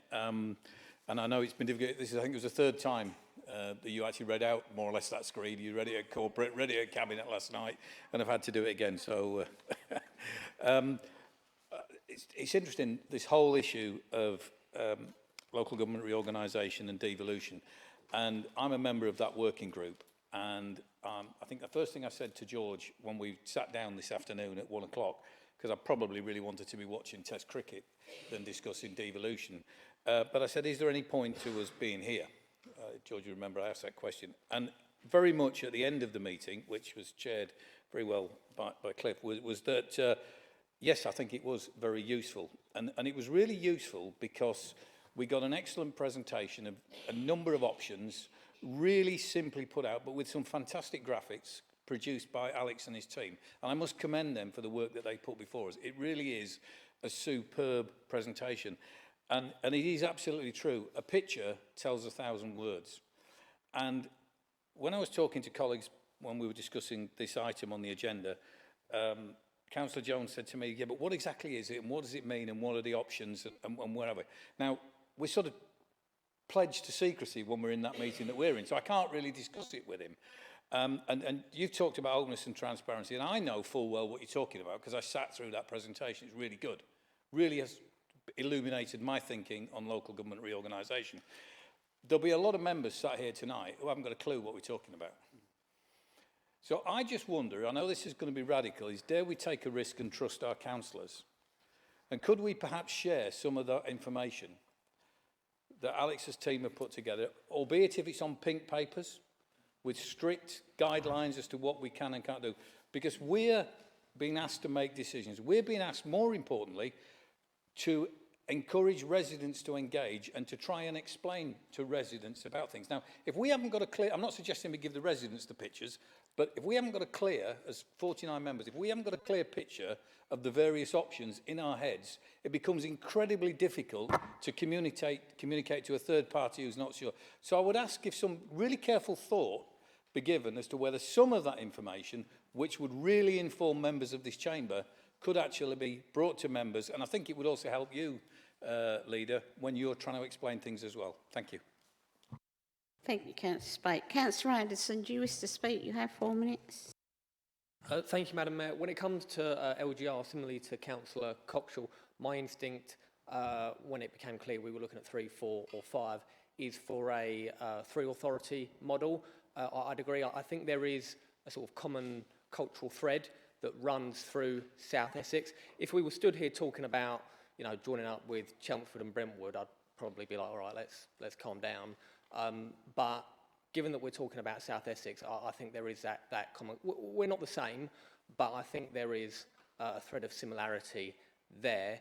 However, unlike Councillor Coxall, I'm not wedded to the 3 authority model. So if the council does some work and it becomes clear that, you know, 4 authorities is a good option, more than happy to support that in the end.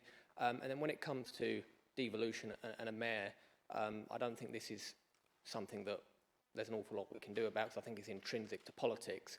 But my only concern is if we have, you know, a mayor with a lot of powerful levers that they can pull, then perhaps at some point down the road, they might get into the game of pork barrel politics and the like, which wouldn't be great.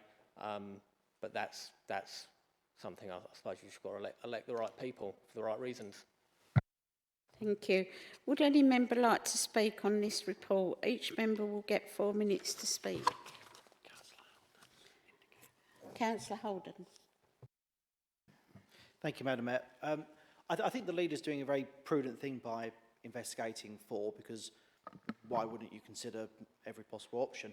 The leader knows I've given her private pushback on this concept of 3 is just too big and makes us too distant. The reality is most of our constituents feel that this place is too distant. You know, people in Canvey don't like being run by the mainland. For those of us who represent Stamford seats, most of our constituents in Stamford don't feel they have much in common with Grays. So it doesn't really matter how big you make the authority, people will always feel it's too distant. So saying that we want 4 or 5 or 6 authorities is just an arbitrary goal. What matters is what underpins it. So whether we've got 3 or 4, if you've got something that straddles primary care networks, so we re-establish neighbourhood and third sector at the lowest possible level, it then doesn't really matter how big the unitary above it is, because most of the things that our constituents care about, that they consume on a daily basis, will still be a local issue. And perhaps that is a concept that hasn't been well enough explored. I've seen some colleagues across the county slightly blithely say, oh, well, we can have parishes underneath the unitaries. Parishes require local referenda to set up for a start. Parishes are, I think Councillor Morris Cook would agree, are relatively old-fashioned in many ways. They don't fully interface with health and social care. It's not an ideal way of doing things. So rather than worrying about the nuances of 3 or 4, I would like to see more work come forward about the work we can do underneath the unitaries to underpin them. I quite agree with the very well-coiffed leader of reform that instinctively I feel that South Essex makes a natural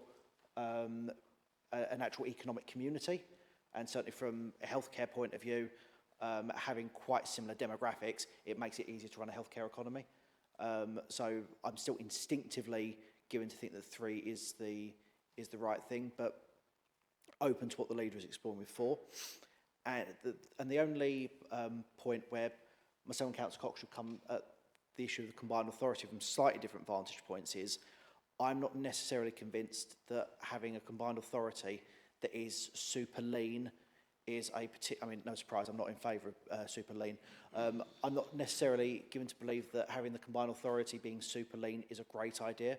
Yet having the combined authority purely based on infrastructure, post-16 skills and strategic planning, whilst that is the dictionary definition of the basic powers the mayor gets, the reality is the combined authority and the mayor will still need to provide system leadership on big expensive things, provision of intermediary care beds, provision of stroke beds, some of these big things. So saying that the combined authority should just be ultra lean, I think will just get us into a conversation in 5 years' time where we're going to have to start to work out how do you actually retrofit certain health competencies into the combined authority? How do you start scaling things up where we could actually do that now with having a relatively lightweight health and social care unit within the combined authority, quite possibly with jointly appointed officers with the shadow unitaries, so we at least set it up to do the job at the county-wide scale that we need it to do, because it is always 10 times more difficult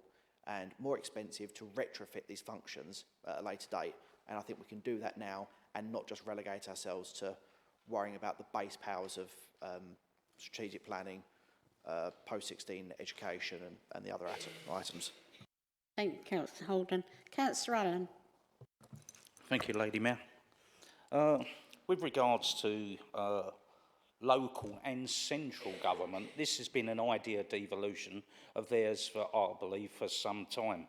I can remember the former administration talking about it, but it wasn't implemented either from the former administration or the former government. But now, now that we've got a new government and a new local administration, they seem to be pushing forward. Boroughs merging, forming super councils. With such a monumental change to democracy, I believe it requires more than a mere consultation of who it's going to affect. I believe it ideally requires a referendum, a yes or no vote, whether the people would like to see this implemented or not. So I would say more than a mere consultation that you're putting out, and we know consultations are flawed because we've seen flawed consultations before. I believe with such an important issue that's going to affect so many people. Now, you were talking about 730,000 residents. Now, that's a huge amount of people that it's going to affect, and I really do believe that it needs a yes or no referendum. Thank you. Thank you, Councillor Allen. Leader, do you wish to have the right to reply? You have 2 minutes. Yes, Madam Mayor.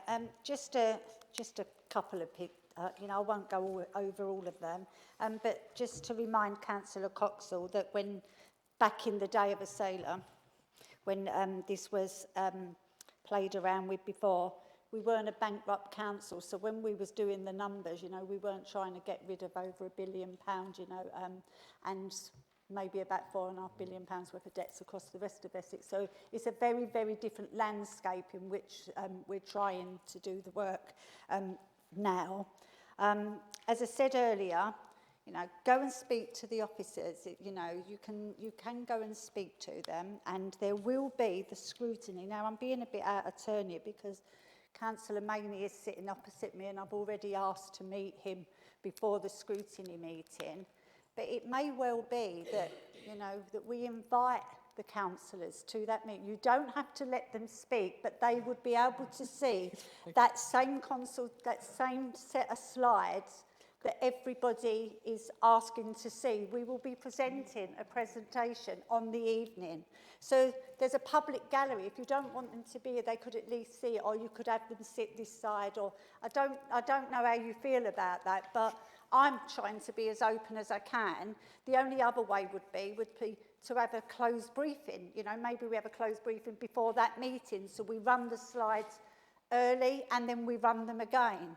You know, so maybe outside of here that we tie it into that night, because there isn't a secret, you know, it's just that we want to present the information that we've got is changing. So what we present at that time, we're laying all of the information over it, you know, so as the information comes into it, and this won't be happening, local government reorganisation isn't happening for 2 years, you know, so there's stuff that will happen with the NHS. You know, we went to a meeting this week, NHS England's were there, you know, and even in Manchester, Andy Burnham just has a place, you know, on the board, so it's not being subsumed into it. When we start up the new combined authority, it will be small and grow, you know, we're not just going to dump everything That's in there Warwick, at the can you... beginning. Okay, sorry, but my suggestion is that we do have another meeting and that we invite those people, even if you want to kick them out after Councillor Maney before you start your meeting.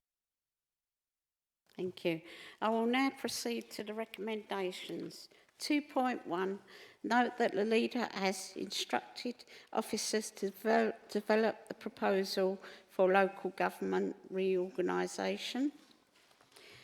2.2, comment, ask questions and debate the merits of the options in order to further inform the ongoing extraordinary work. Do members know and approve the recommendations? No, thank you. Item 14, progress on Thurrock Council's Improvement and Recovery Board. Leader, would you please introduce the report that can be found on pages 187 to 224? You have 5 minutes to speak. Thank you, Madam Mayor. This latest report marks another step forward in our journey of improvement. It covers December 2024 to March 2025 and gives an honest view of where we are and where we're heading. 3 clear positives stand out: stronger planning and accountability. Our corporate plan and performance framework are now realistic, up-to-date and evidence-based. This gives us the tools to track performance and hold ourselves to account. This area has improved from amber to green. Better financial alignment. Our financial strategy now closely reflects our local priorities and works together with our partner plans. It too has moved from amber to green, showing we're managing resources more responsibly. 3, real cultural change in transparency. Both within the council and in our communities, we're being seen as more open and accountable. That's not just because we've ticked a box, it's a genuine shift, and it's also been recognised with a move to green. There's also been progress in risk management, moving from red to amber, so still some way to go. Councillors are stepping up and our systems are strengthening. I've asked officers to schedule more risk training, so every councillor is better equipped to identify risks, whether financial or in service delivery. We're also continuing to connect directly with our residents. Our second Ask the Question session in South Ockenden gave us a clear understanding of local concerns, from potholes to antisocial behaviour. These conversations are key to building trust with our residents. But let's be clear, we're not done. Improvement is not just a one-off, it's ongoing. We can be proud of the progress, but we must keep pushing. Together, we have to turn every red and amber to green. This is about building a council where people can rely on, one that earns trust and delivers the services our communities expect and that they should deserve.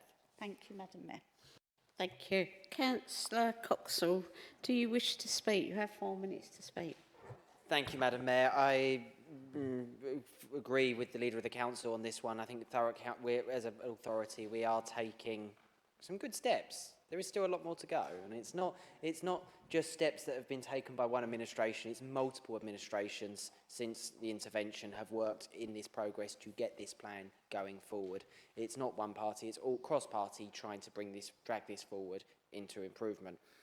I think it's really good, really pleased the fifth report was released relatively quickly. We weren't waiting around for such a long time as we were for the fourth report. And I welcomed the Minister's inclusion, asking for consultation responses. And I think in terms of his directions, I think it's quite evident, perhaps the government's intentions, I think, of the directions and the extension, which I think Thurrock does have to need. It needs that support until the point of local government reorganisation.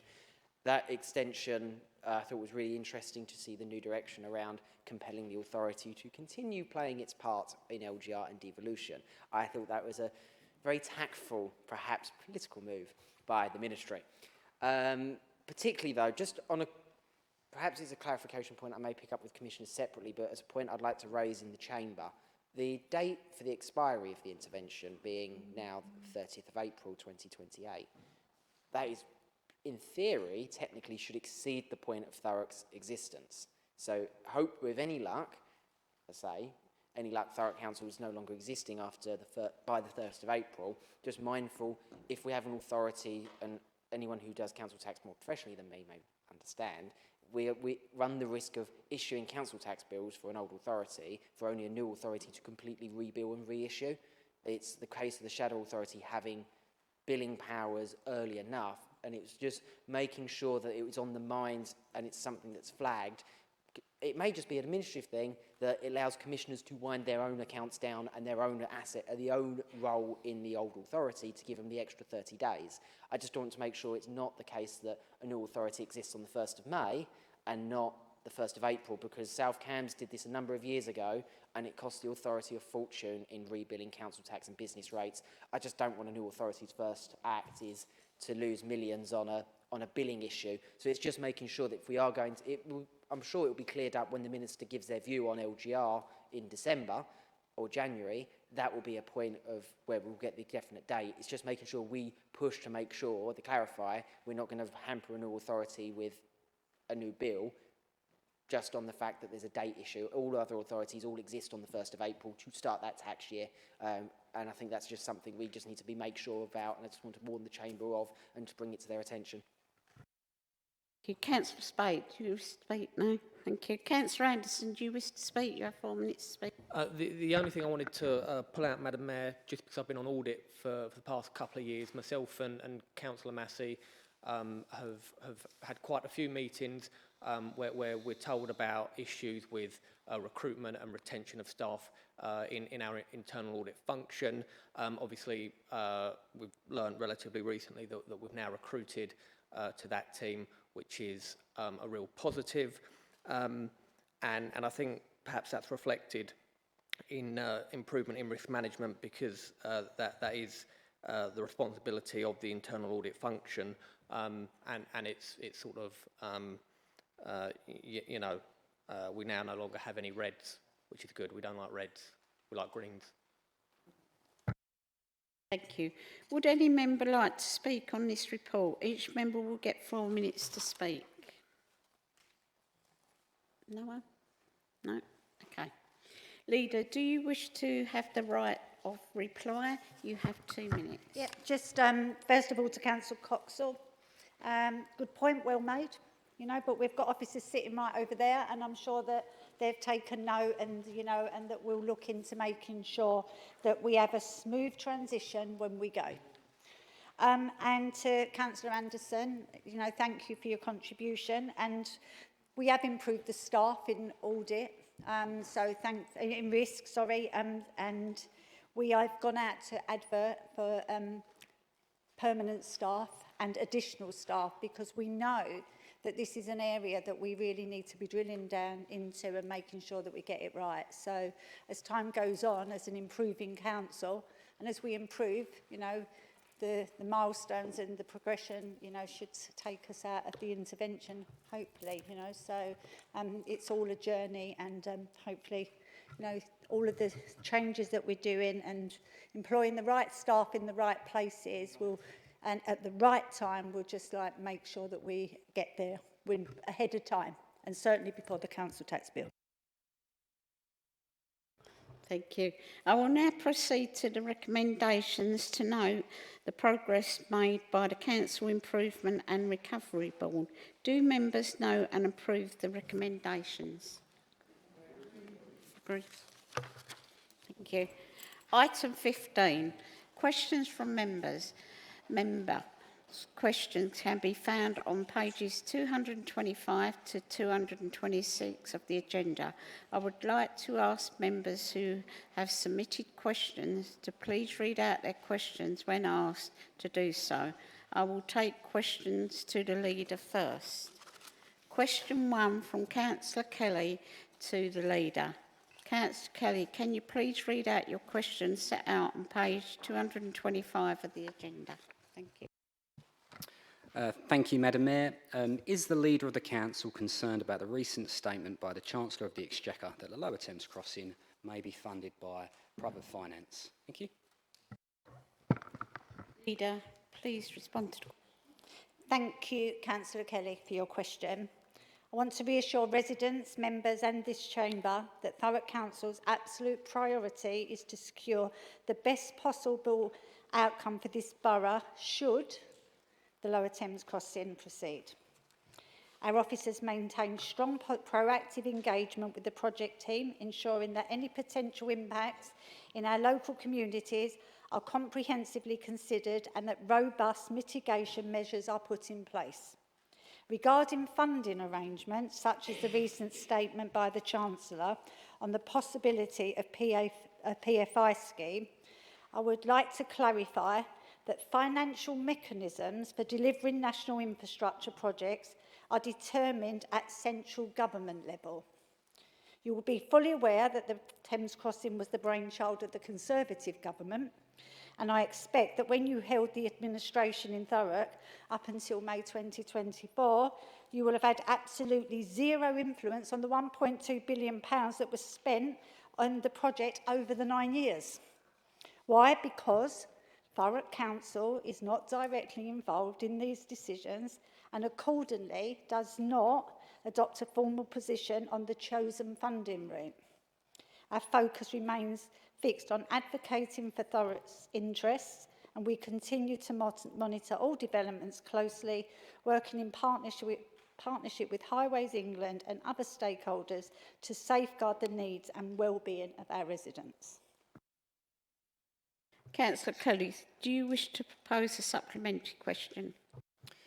Yes, thank you, Madam Mayor. Well, I'm not sure it's our brainchild. I think that's been in the works since the early 2000s. But my supplementary question would be, as leader of the authority, there is a publicly financed Lower Thames Crossing, and then there's one where we hand it over to private equity companies, and that is of concern. We have one example in the UK of private equity getting involved with road infrastructure projects. That's the M6, and it's incredibly expensive. So whilst I agree with her that these decisions are not made at a local level, you know, we are the spokespeople of the borough, and as such, if it's publicly owned, we can decide as an authority, we can ask, as governments can decide what the costs are. If we're going to start handing these projects over to private finance firms, like with the M6, that is going to have a detrimental effect on local residents and businesses. So question... Yeah, Councillor Kelly, what's your actual question? Thank you. The question would be, is the leader concerned that the current government are going to hand over this project from a publicly funded project to a part privately funded project, which would take our voice out of the equation? Thank you. Thank you. Leader, would you like to respond? Thank you, Councillor Kelly. And I'll probably go back to where I started. And that's funding arrangements for major national projects are the responsibility of central government, not the local authority. Our role is to ensure that whatever funding model is adopted, our residents are protected. And their interests are championed throughout the process. We will continue to work with the partners to seek the best outcomes for Thurrock. Councillor Kelly, do you wish to propose a second supplementary question? Yep. Very briefly, I'll keep it quick. So just to confirm, you're not going to raise any concerns with the Chancellor that she's going to find private finance to fund the Lower Thames Crossing away from it being fully funded by public monies. Thank you. Leader, like to respond? Thank you, Councillor Kelly. What I'm going to do is I'm going to concentrate on Thurrock residents and making sure that we mitigate anything that does come forwards. You know, we're not in control of that money. We know what happens when this council tries to control stuff that they're not responsible for. We start building roads that end up in debt. We take train stations that we can't build. You know, so we need to concentrate on making sure that we mitigate. You know, what we've been able to do is move Grange waters, you know, and mitigate to make sure that they don't take over Grange waters. We're saving other buildings that they was going to bulldoze straight through. We're looking at making sure that anybody that wants to train to be able to, if this happens, you know, I remain steadfastly against it, and they know I am, but I have to be a leader and I can't put my head in the sand. So I have to make sure that any training opportunities come this way for Thurrock residents, you know, not just the digging, you know, making sure that we're training architects, that we're training project managers, because we want to, if we're going to have this, then let's get the best out of it. Let's worry about, let government worry about where the funding comes from. Let's make sure that we're looking after our residents day in, day out. That's my job as leader, is to make sure that I get the best for our residents. Thank you. Question 2 from Councillor Jones to the leader. Councillor Jones, please read out your question as set out on page 225 of the agenda. Thank you, Madam Mayor. With the financial situation Thurrock Council finds itself in and the intervention that has been put in place, what role do you think councillors have at council now? Thank you. Leader, please respond to the question. Thanks to you, Councillor Jones. This is my favourite question of the night.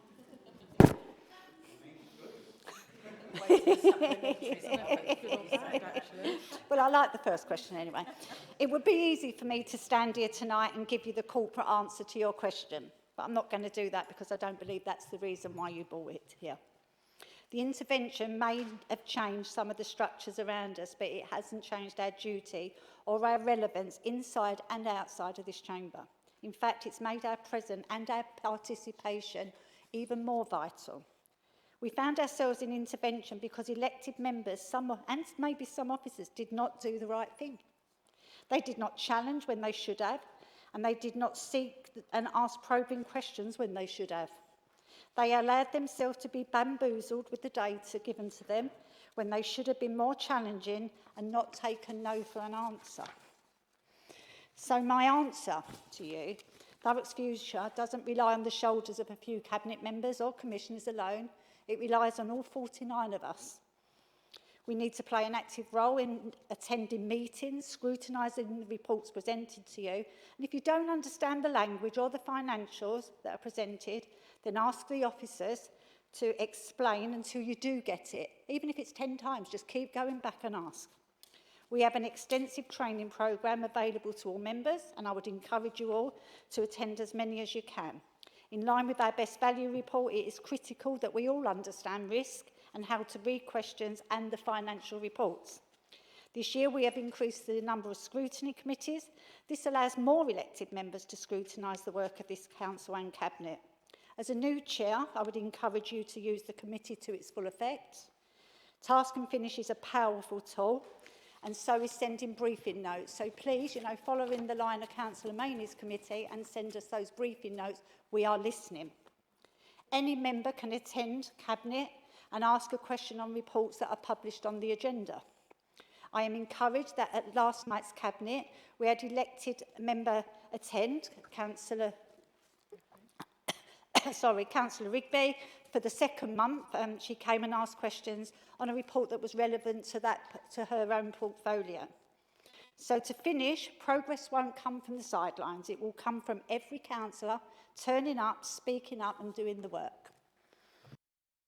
Councillor Jones, do you wish to pose a supplementary question? Yes, thank you, Madam Mayor. Thank you, Leader, for your answer. Madam Mayor, residents of Thurrock who elect us to represent them as councillors, they played no part in Thurrock Council finding itself in this debt. Yet in a short space of time, they have seen services cut, increases in their council tax, increase in fees and charges, even for some charity organisations that use council land, paying for the brown garden waste bins and shopkeepers' increases in business rate tax. But as a councillor, at times I struggle to get the basic tasks done, like cutting grass. In my ward, I am lucky enough to have residents clean up crews who carry out a fantastic job in keeping the area tidy. Without them, I dread to think what my ward would look like. Councillor Jones, can you keep Yeah, I'm the getting question, there. please? Don't worry, I'm getting there, Madam Mayor. It's all I'm trying to say is that Thurrock residents are very knowledgeable and know the poor investments by a couple of the previous officers and the lack of scrutiny by the previous Conservative administration has led this crisis. But what should the residents should be penalised? So my question, Madam Mayor, is what measures are being put in place to fully supply the basic services that residents should expect from the council as to keep Thurrock tidy and clean and safe environment to live? Thank you. Leader, would you like to reply? Thank you, Councillor Jones. So we have to recognise that there simply isn't the money that we used to have. So it's about cutting our cloth, and making sure that what we do, we have to do it right first time, every time, and there has been a few issues, across some of the services, maybe Cleaner and Greeners, just for the invite, has had a few, but we have to say sorry when we get it wrong, because we're still learning to be able to try to shrink this council to be able to, operate in the money that's available to us, because every pound, shilling and pence has to be accounted for. So it becomes even more important now that we get the services right. So when we cut the grass, cut it right first time so they don't have to go back. When we do a repair, make sure it's done right, so that we're not paying for that repair to be done twice. Potholes, so it's about making sure that we do things right. And part of that next part of our journey, which we're not going to be able to just, adapt our services. We've got to transform the way this council does stuff. For far too long, we went, we can do that. We'll just pay for that then. We was doing stuff that really wasn't ours. We've got to hone in on being a smaller council, but it needs to deliver good services. I agree with you. And you have got a really powerful position now, because you can start to dig deep, scratch below the surface, see what's wrong, get some task and finish done. And I put it on you that, changing this council comes from the scrutiny holding the cabinet to account. So we look forward to working with all of the scrutiny chairs, you in particular, because, this scrutiny chair that you hold is like one that affects lots and lots of residents. Councillor Jones, do you wish to pose a second supplementary question? Thank you, Madam Mayor. Thank you, Leader, for your answer. Madam Mayor, I fully respect that the present officers and the Cabinet are doing their best to fully supply statutory services for residents. It cannot be easy. Just selling off capital assets to raise funds is not enough. That's just an easy, quick fit, selling off the crown jewels. My question, Madam Mayor, because of the financial crisis Thurrock Council is in, which, as I stated, was not caused by residents or overspending on services, could the leader request the government to be a bit more considerate and kinder in the interest rates that it's charging this council for the debt, as at present this is crippling council? Thank you. Would you like to reply? Yeah, thank you. So let's just take ourselves back when we first went into intervention and we were still under a Conservative government and we used to have to pay that extra 1%. And as soon as a Labour government went in, they cut that PWL, the 1% above the PWLB borrowing rate. So this government has already listened, in short, but I always felt that extra 1% was almost like a punishment because we was in intervention. You know, we had no money, so we're just like, it's almost like a loan shark, but we'll have an extra 1% off of you on top of it. So, so of course that has helped, you know, with the amount of interest that we pay. And I agree, and I said it earlier, and I said it again last night, it's, we're not going to cut our way out of this. We're not going to sell our way out of this. You know, there is no way. We are going to need some government support to be able to do this. So this administration's been working on that over the last year. You know, so it will happen. You know, we've been negotiating. And if you take yourself back to the spring announcements, the government did say that they would be minded to support us financially, providing we did our bit. So that means providing we meet the obligations of the savings that we've committed to for the next 2 years. So we do still need to do that hard work. We still need to change the services. We do still need to transform. And only then will the government be minded to do that. So we are working with the government. I'm speaking to them very often, you know, because I want to make sure that we can get as much of that paid down as we possibly can. So, so just watch this space, because I'm sure that, you know, I won't give up. You know, I'm trying to do the best to make sure that government does listen to us. So we just need to ease the burden, really. And if I can have any conversation with anybody at any level to ease the burden so that we can put more into services, don't you worry, Councillor Jones, I'll be there. Thank you. I will now move on to the questions to the Cabinet members. Question 1, from Councillor Byrne to Councillor L. Watson. Councillor Byrne, please read out your question as set out on page 225 of the agenda. Thank you, Madam Mayor. Councillor Watson. The rebuild of the Wickford station, £4 million to rebuild. The rebuild of our station, 10 to 12 million for very similar products. Why such a huge difference in costs, please? Councillor Watson, please respond to the question. Thank you, Madam Mayor. Thank you for your question. The current budget was set for Stamford Oak Station is based upon value engineering opportunities identified on the previous scheme, as well as working alongside Network Rail and C2C. Remember, we demolished their station without them really saying we could. The council will be appointing a contractor to design and build the station, and during that process we will identify all opportunities to reduce the costs. So that's our ceiling, cost envelope. We will also be investigating Wickford Station, and we will engage and appoint a contractor as part of our market engagement to see how they drove the costs down. Thank you. Councillor Byrne, do you wish to pose a supplementary question?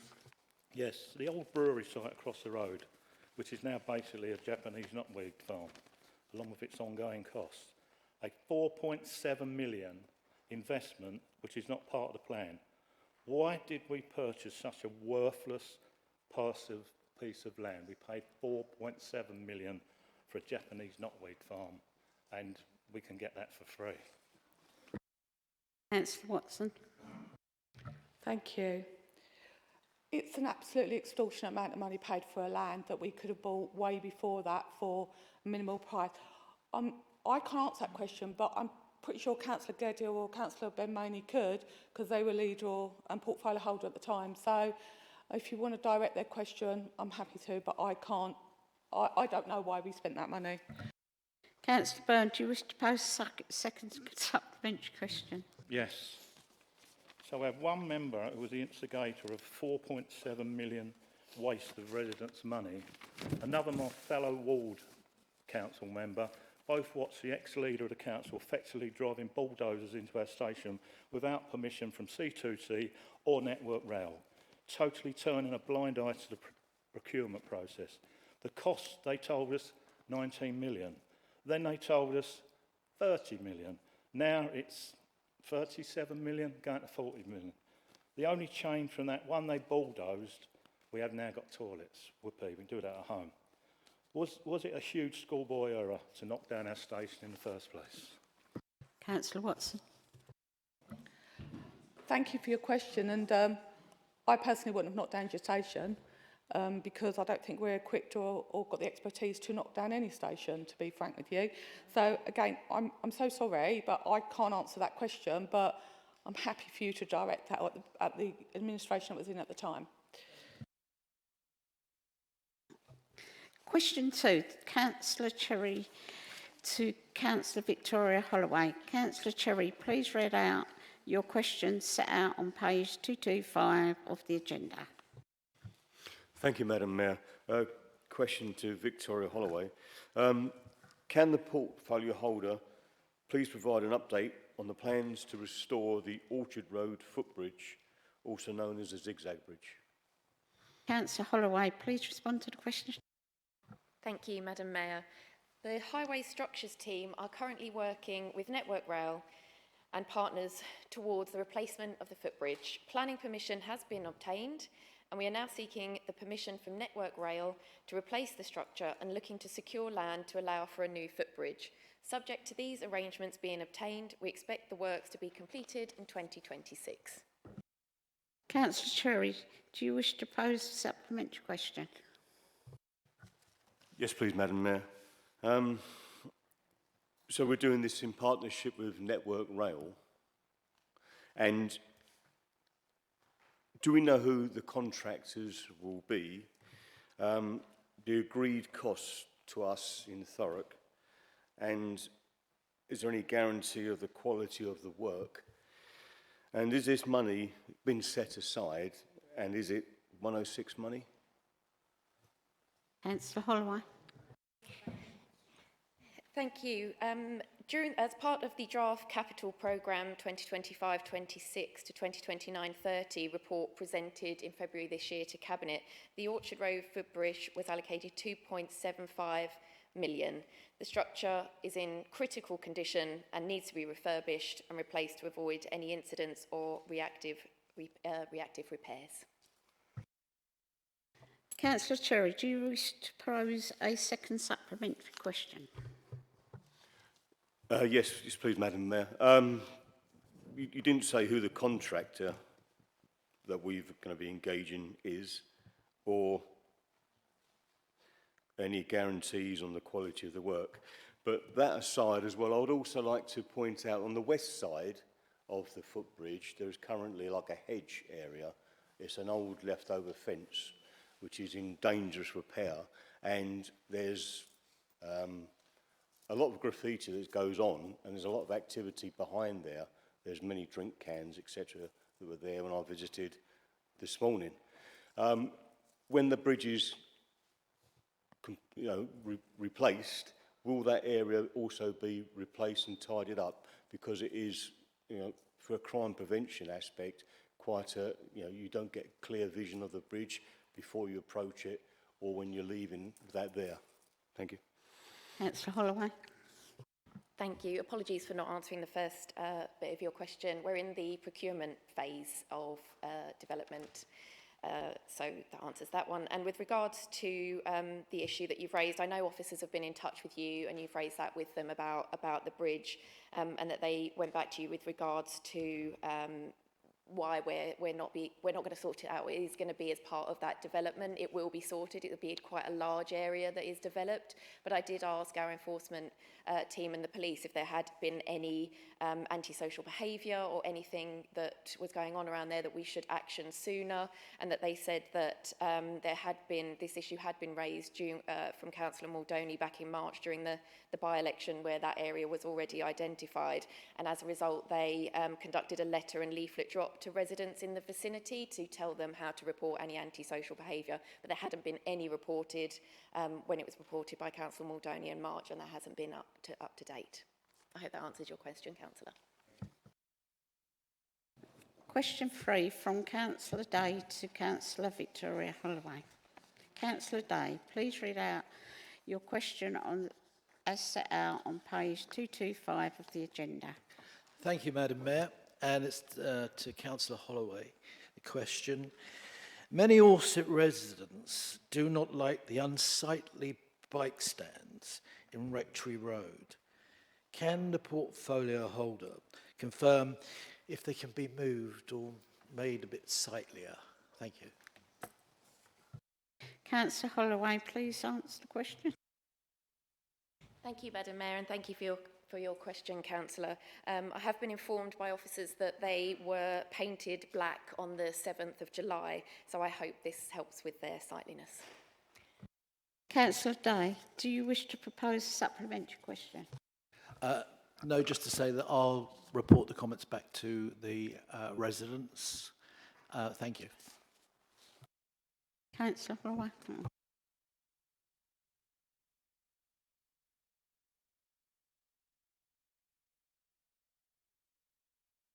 Right, question 4 from Councillor Holden to Councillor Morris-Cook. Councillor Holden, please read out your question as set out on page 225 of the agenda.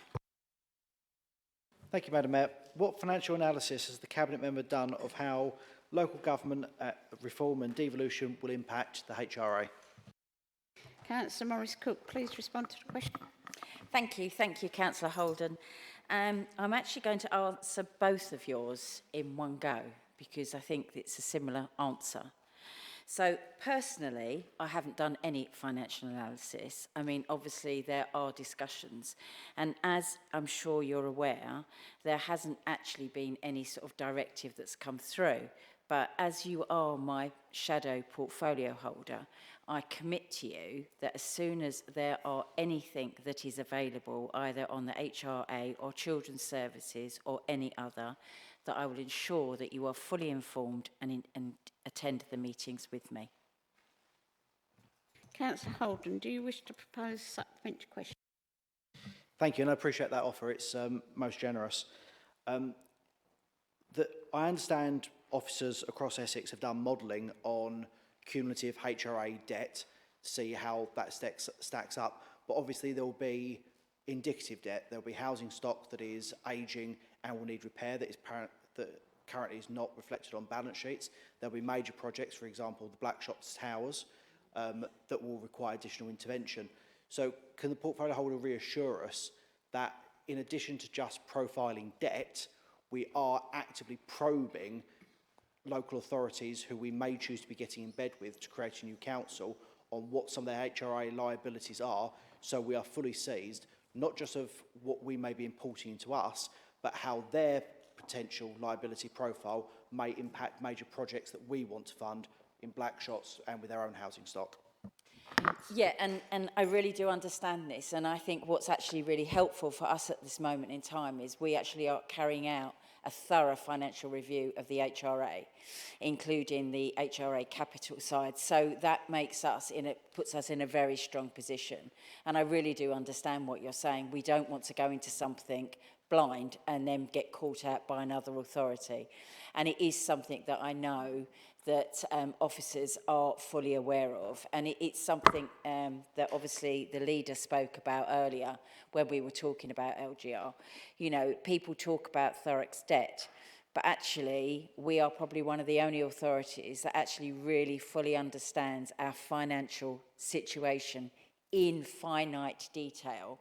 And I think there's going to be a lot of shocks coming across from other authorities that really haven't had that intrinsic sort of forensic analysis of their finances.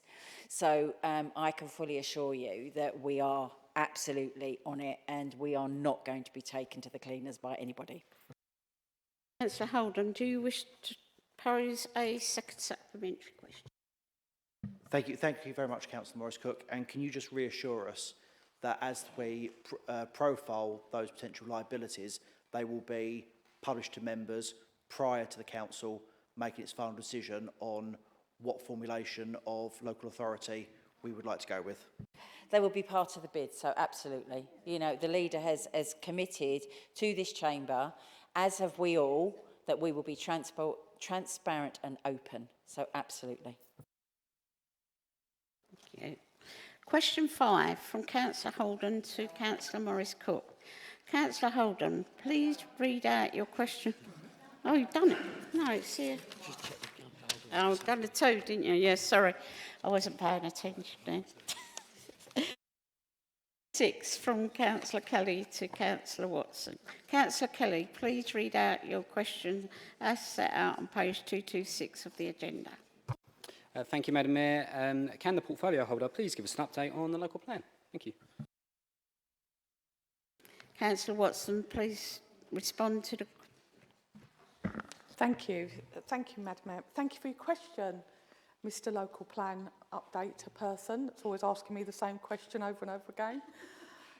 So, the Council remains on track to undertake the formal Reg 19 public consultation on the full draft local plan in spring 2026, ahead of its submission for examination.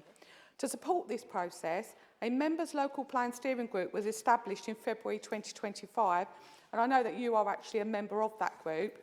You have met 5 times. It would be really nice if you could update the Chamber on the work you have been doing to support and influence this process. Following the close of the call for sites consultation earlier this year, the initial assessment of proposed sites have been completed and more detailed assessments are now underway. Evidence study on the economic and housing have now concluded and have informed a range of growth scenarios for housing and employment. These will establish proposed housing targets and additional employment land required for the local plan period of 24 to 44. Work continues with other key evidence, including green belt and grey belt studies and the development of the infrastructure development plan. These and other supporting studies are expected to conclude in the autumn and will inform the ongoing development of the local plan. In parallel, the required integrated impact assessment and the visibility assessment have been commissioned and will be carried out alongside the next stage of the plan preparation. Engagement with key stakeholders such as National Highways and neighbourhood authorities is ongoing, in line with the legal duties to cooperate. While challenges may arise through this process that could impact the timetable, these are being actively managed through regular engagements. Drafting the local plan will continue through to the end of the year, with regular updates to the steering group and the Place ONS, which you sit on as well. The draft plan is scheduled to be presented to Cabinet and full Council in early 2026, ahead of the formal public consultation in spring. Thank you. Councillor Kelly, do you wish to pose a supplementary question? Yeah, thank you, Madam Mayor. And yeah, sometimes with those meetings, the minutes are not updated online, so I do think it's important to ask every few months so it's on public record what you've said there. It was just to see whether the Cabinet member had any concerns with the progress we're making on the local plan. Would it clash with a Greater London, a Greater Essex Authority in a few years' time? Do you think the work that we're doing could be undone, or do you think actually that decision should be with them if that's where we end up, or do you think actually the work we're doing will be carried on by Greater Authority? Thank you. Councillor Watson. Councillor Kelly, you're on the steering group and you're going to be starting meeting fortnightly, because I want to start accelerating the local plan if we can. We have to be in a position where we novate the local plan into the combined authority, so the mayor that will take over has a really good idea of what is already here, what we want to do and what our vision is going forward. So the answer to your question, long-windedly, is yes, there will be something to take forward. Councillor Kelly, did you oppose the second note? Right. Members, we are getting close to the end of the 45 minutes reserved for members' questions. I am aware we still have a number of questions to consider. Does the Chamber wish to suspend the 45-minute rule until such time the questions have been answered? In agreement? Yeah, thank you. Point of order, Madam Mayor. Pardon? Yeah. Point of order. there's nothing wrong in completing the business tonight, but when we let a motion and a resolution like that go through, it's open-ended. We could be sitting here until 5:30 tomorrow morning. My view on this one is we do put a time on it. We know the business that's in front of us on the agenda. We know the questions that are coming. If we're going to suspend the standing orders to allow this, we should put a specific amount of time on it. So what I'll be looking for from the floor is just how long do we want to suspend this meeting for?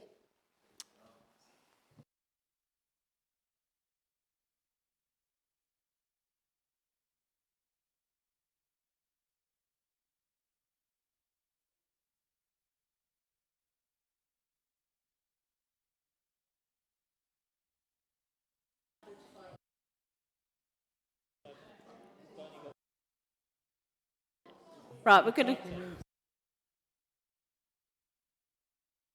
extend the meeting by 45 minutes, okay? So that would more or less take you up till nearly 10:30, yeah? Near enough. Just under that, 10:20. Everybody in agreement?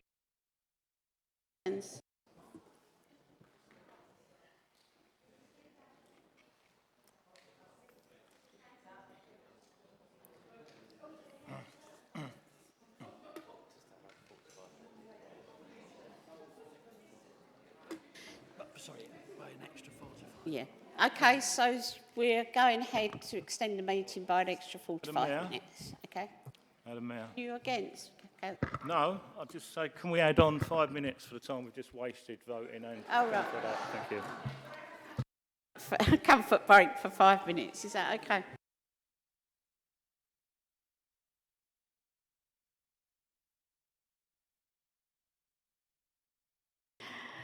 We'll have a short break for 5 minutes, okay?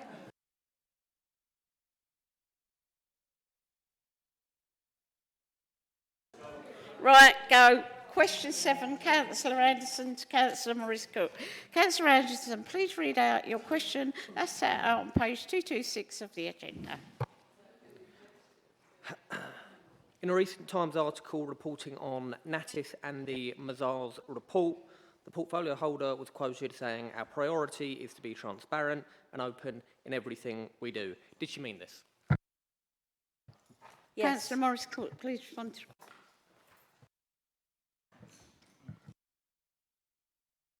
Councillor Morris-Cook, you responded, did you? Yes. Councillor Anderson, do you wish to pose a supplementary question? Thank you, Madam Mayor, and thank you very much to the portfolio holder for that concise answer. In April, or it might be May this year, reporting on the same subject, the Times reported that the council was taking legal action against the government's transparency watchdog transparency regulator in order to avoid having to publicly release a full copy of the Mazars report. Is this an accurate reflection of the situation as it was? Councillor Morris-Cook. No, I don't think so. I think, and you know, just a little bit of a heads up, if you ask me a closed question, I'm either going to give you a positive or a negative. So if you want more than that on the initial, ask me an open question. So the report was actually withheld due to 2 primary exemptions that were concerning commercially sensitive material and risk to ongoing prosecutions at the time. At the time it was received that the council were negotiating a new contract with the DBT for the year 24-25 and beyond, and it was felt the publication would damage the commercial opportunity and risk to prosecutions. The report contained recommendations which were taken to the Audit Committee and Cabinet in July 2024, and I do believe that was the Audit Committee that you put your apologies in for, but did have the papers.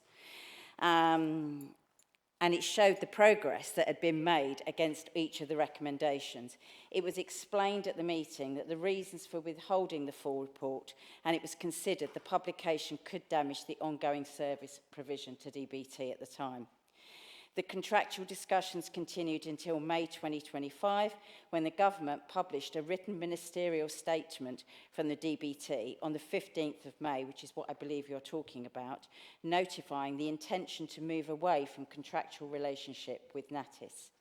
Due to the change of circumstances on the 15th of May, the Council reviewed its reliance on the Freedom of Information exemptions and decided, with legal advice, to accept the ICO's decision and publish the redacted report. Does that help? Councillor Anderson, do you wish to propose a second supplementary question? No, thank you, Madam Mayor. That helps very much. Okay. Question 8 from Councillor Jackie Manley has been withdrawn. Question 9 from Councillor Byrne to Councillor Victoria Holloway. Councillor Byrne, please read out your question set out on page 226 of the agenda. Madam Mayor, Councillor Holloway, busy girl tonight, or woman I should say. More and more of my casework is taken up with complaints about overgrown vegetation. It's getting out of control with parts of Thurrock resembling the Serengeti. What action are we taking, if any, please? Councillor Holloway, please respond to the question. Thank you, Madam Mayor, and thank you, Councillor Byrne, for your question. I am disappointed to hear that you've had complaints, because I know that the team have been working extremely hard to be ahead of cutting this year and keeping the borough tidy. Please do report all issues as you see them, so that the teams can make sure that there's no problems with the cutting schedule or the routes. The teams are working to a current 5-week schedule for highways land, and for housing land they're cutting to a 3-weekly schedule. I do recognise, however, that all is not perfect yet. We have recently experienced technical issues where some locations were omitted from work packs in error, which did lead to service failure. However, over the last 2 weeks, we have cut per the schedule. The issue with weeds also is being resolved in some areas, as they are not to standards that we would like. We've asked the team leader and manager to address this, which will involve spraying the weeds and removing them 2 weeks later. In addition, some staff have received additional training so that we can add more resilience to dealing with this work in the future. We will be contacting all members soon with an offer of ward walkabouts, but if you want to share any areas of concern with us in advance of these, please do. Councillor Bird, do you wish to propose a supplementary question? Yes, yes. I've got a walkabout organised as it happens, but let's say. From the end of March to the end of September, Thurrock Council do not carry out hedge cutting. I've got emails to tell me that. Part of it is because of the Countryside Act 1981, but generally they do one cut per year. And that is our fault, because we voted for it. We voted for the agreed frequencies of the budget, obviously. The other time we voted for it. Is it our fault? It's our fault that Thurrock's a mess. So did we get it wrong? Because we voted for the frequencies. Councillor Holloway. Councillor, did we get it wrong? I think we've had to make decisions based on the financial situation of the council, as you've heard from other answers this evening, including my own. I wish it was in, my gift to. I would love to have a higher frequency of cutting back, of cleaning, of tidying, but unfortunately, financially, it's just not viable. Whether or not individually we all made a mistake, I think that's for individuals to address with their own conscience. Councillor Byrne, do you wish to propose a second supplementary question? Yes, please. The council strapline is love where you live. Many of our residents do actually love where they live. The result, we're seeing more and more community-led litter picking and clean-up groups, and acting where the council they see are falling short. So I really appreciate the amount of help I received from Dan and his team. The help they've given us over the years has been amazing. However, there is a clear appetite amongst residents to go that much further. If TBC supplied the right tools like battery-operated strimmers, weed spray along with health and safety training, we could do a hell of a lot more. Would TBC consider funding a pilot project where we could see if it could help everyone love Thurrock a little bit more? Community centres could store the equipment and call it off from approved groups. Is it something you would look at, a pilot scheme that we could actually do more? Councillor Holloway, I'd like to respond.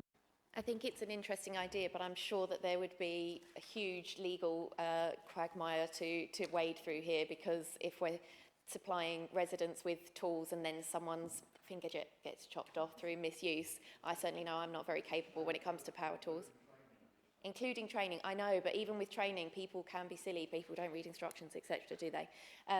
But it is something I can go away and look at, but if the legal obstacles stop us from doing it, then I don't want to give false hope if the legal obstacles stop us, but I'm very happy to go away and talk to officers about it. Thank you. Question 10 from Councillor Benson to Councillor Lee Watson. Councillor Benson, please read out your question as set out on page 226 of the... Can the portfolio holder responsible please provide an update on the site of the old Jack-o'-lantern pub in Dagenham Drive, please? Councillor Watson, please respond to the question. Thank you, Madam Mayor. Thank you for your question. The site was originally owned by the council and was subsequently sold to a private owner who secured planning permission for its redevelopment. In May 2025, the site was sold again and is now under new ownership. The most recent planning application seeks permission for the demolition of a vacant fire-damaged building, the pub, and associated structures, and the construction of 17 residential apartments. The proposed scheme includes internal and external amenity spaces, cycle and car parking, refuse storage, landscaping, and associated access and circulation areas. The current owner is very much aware of the poor state of the property at the time of the purchase and has taken steps to improve its appearance. The contractors have been on site in recent weeks removing fly tipping waste and disused containers. Hoardings have also been installed and painted to create a tidier and safer environment, and that is more visible, acceptable to the local community. Thank you. Councillor Benson, do you wish to pose a supplementary question? Oh, thank you.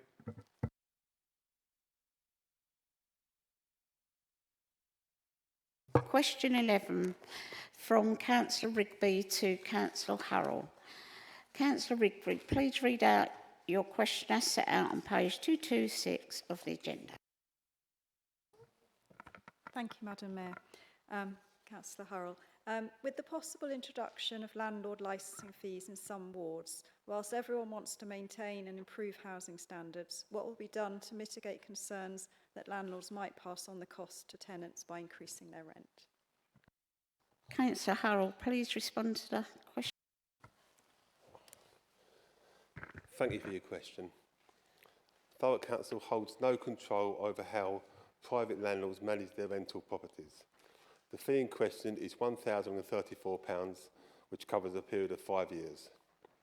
Therefore, the total cost of the licence in question amounts to 56p per day, £17 per month, or £204 per year. Given this has been calculated at approximately 1.3% of the income generated by the average landlord in Thurrock over the same period, it is not anticipated that this fee will be the reason for increases to rent. It is far more likely that rent increases will be due to factors such as interest rates, finance modelling, or market movement. Councillor Rigby, do you wish to pose a supplementary question? Thank you, yes. From that, it seems that there isn't being anything done to sort of mitigate the cost. Although it seems relatively low, are there not any other ways you can look at monitoring landlords without imposing this fee?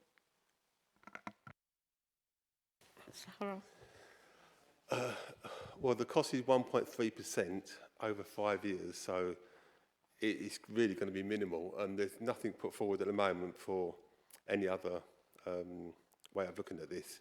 This needs to be done to bring the private landlords, their homes, tenants' homes, up to best respect, so they're much nicer to live in. Councillor Rigby, do you wish to pose a supplementary question? Yes, please. Thank you. And are you concerned at all that there might be an increase in so-called rogue landlords that won't register to avoid any extra fees? Councillor Hurrell. I know the answer. It's nice. Prepare. It doesn't work. The council are estimating there at the most 20% will drop out. So that is in the budget and is being perceived as possible. They're hoping for a lot less, of course, but there is a possibility there will be some drop out, and the maximum they're expecting is 20%. So that seems more than what's going to drop out. So I think we'll be okay. Item 16, reports from members representing the council on outside bodies. Does any member who represents the council on outside bodies wish to present a report? No one? Take it, no. Thank you. Item 17, minutes of committees. These are listed in the agenda on the contents page. Right, we'll go on to it. Item 18, motions update report. These are listed on the agenda on pages 227 to 234 of the agenda. Tom?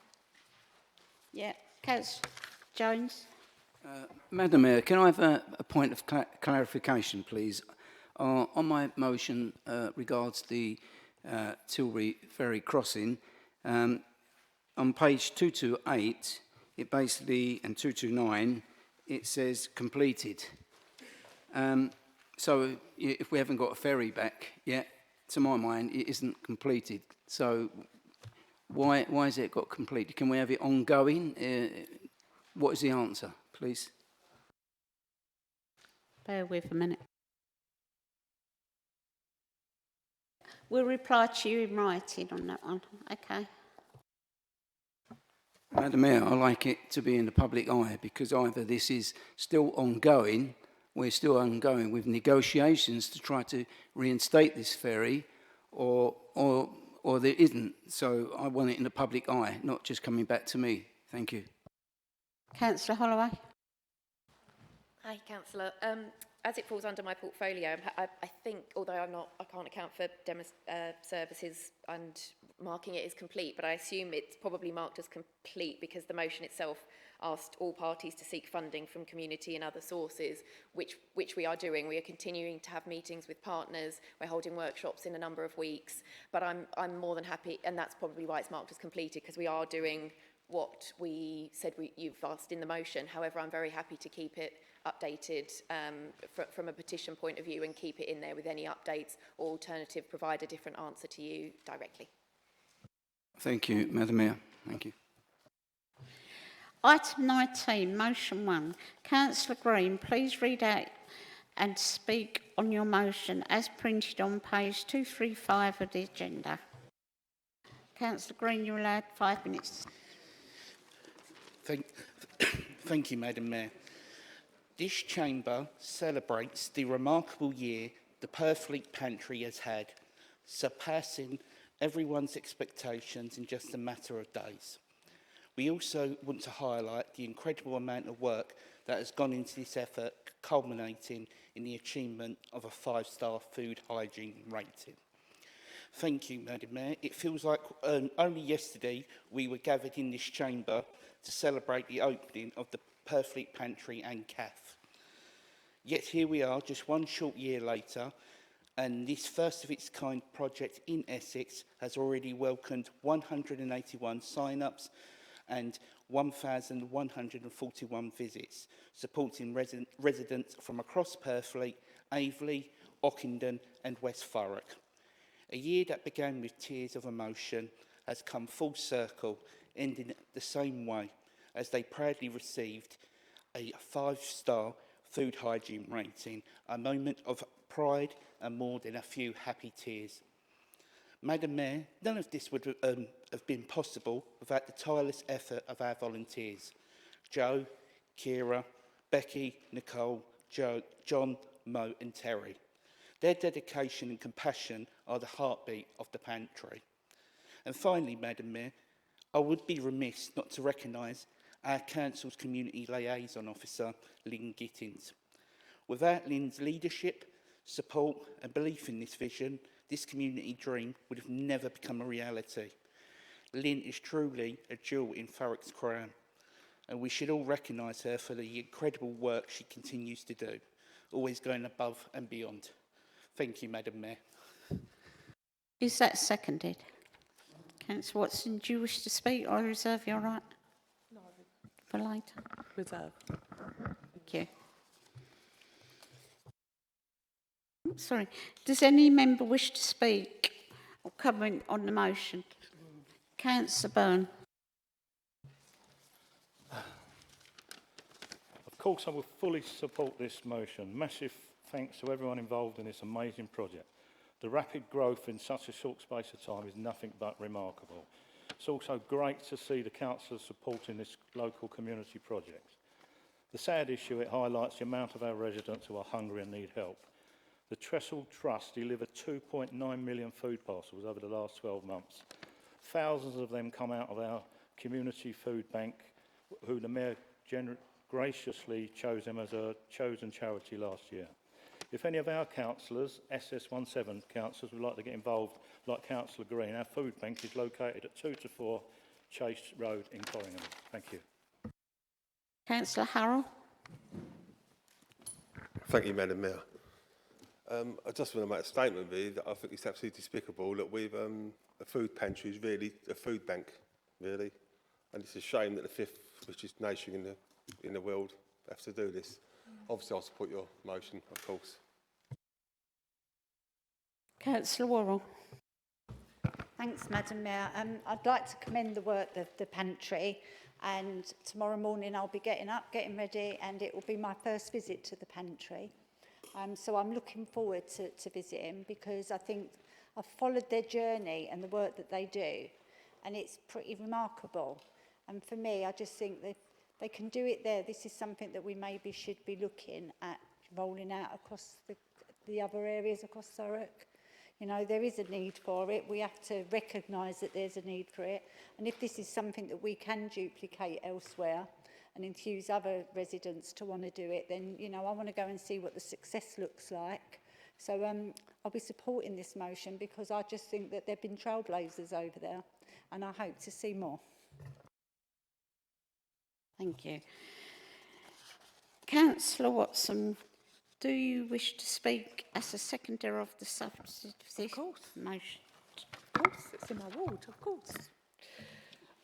I'm extremely proud to second this motion and shine a well-designed spotlight on a community that I am very proud of. In just a matter of months, the community went from being pantry from an idea to actually achieving something. And it surpassed all expectations that we ever thought about. 4 women got themselves trained up for food hygiene level 2 and decided that they were going to do something for their community, because they lived on the Garrison estate and saw it day in, day out. So what they wanted to do was to ensure that everybody had a chance to have food on their tables without having to go to no shops apart from one on the Garrison. So the cess didn't happen by accident. It took them a long time, tireless volunteers, and a community that genuinely cares. And the whole of the Garrison now goes to that one place. And they are a community. And they do go there for every bit of problem you can possibly think about. So I'm proud to second this motion, and even prouder to say this council recognises and celebrates this outstanding contribution of the Purfleet Pantry to Thurrock. And I really hope, even though nobody really wants to see this in today's day and age, when you have to look at between costs of food and do you actually heat your home, that we can roll this model out across other areas in Thurrock. Thank you. Councillor Green, do you wish to have your right to reply? You have 2 minutes. No? Okay. Are members in favour of the motion? Agreed? Yeah, thank you. The motion's carried. That concludes the business of the meeting this evening, and I now declare the meeting closed at 10 o'clock, is it, more or less? Yeah, 10 o'clock. Thank you. Oh.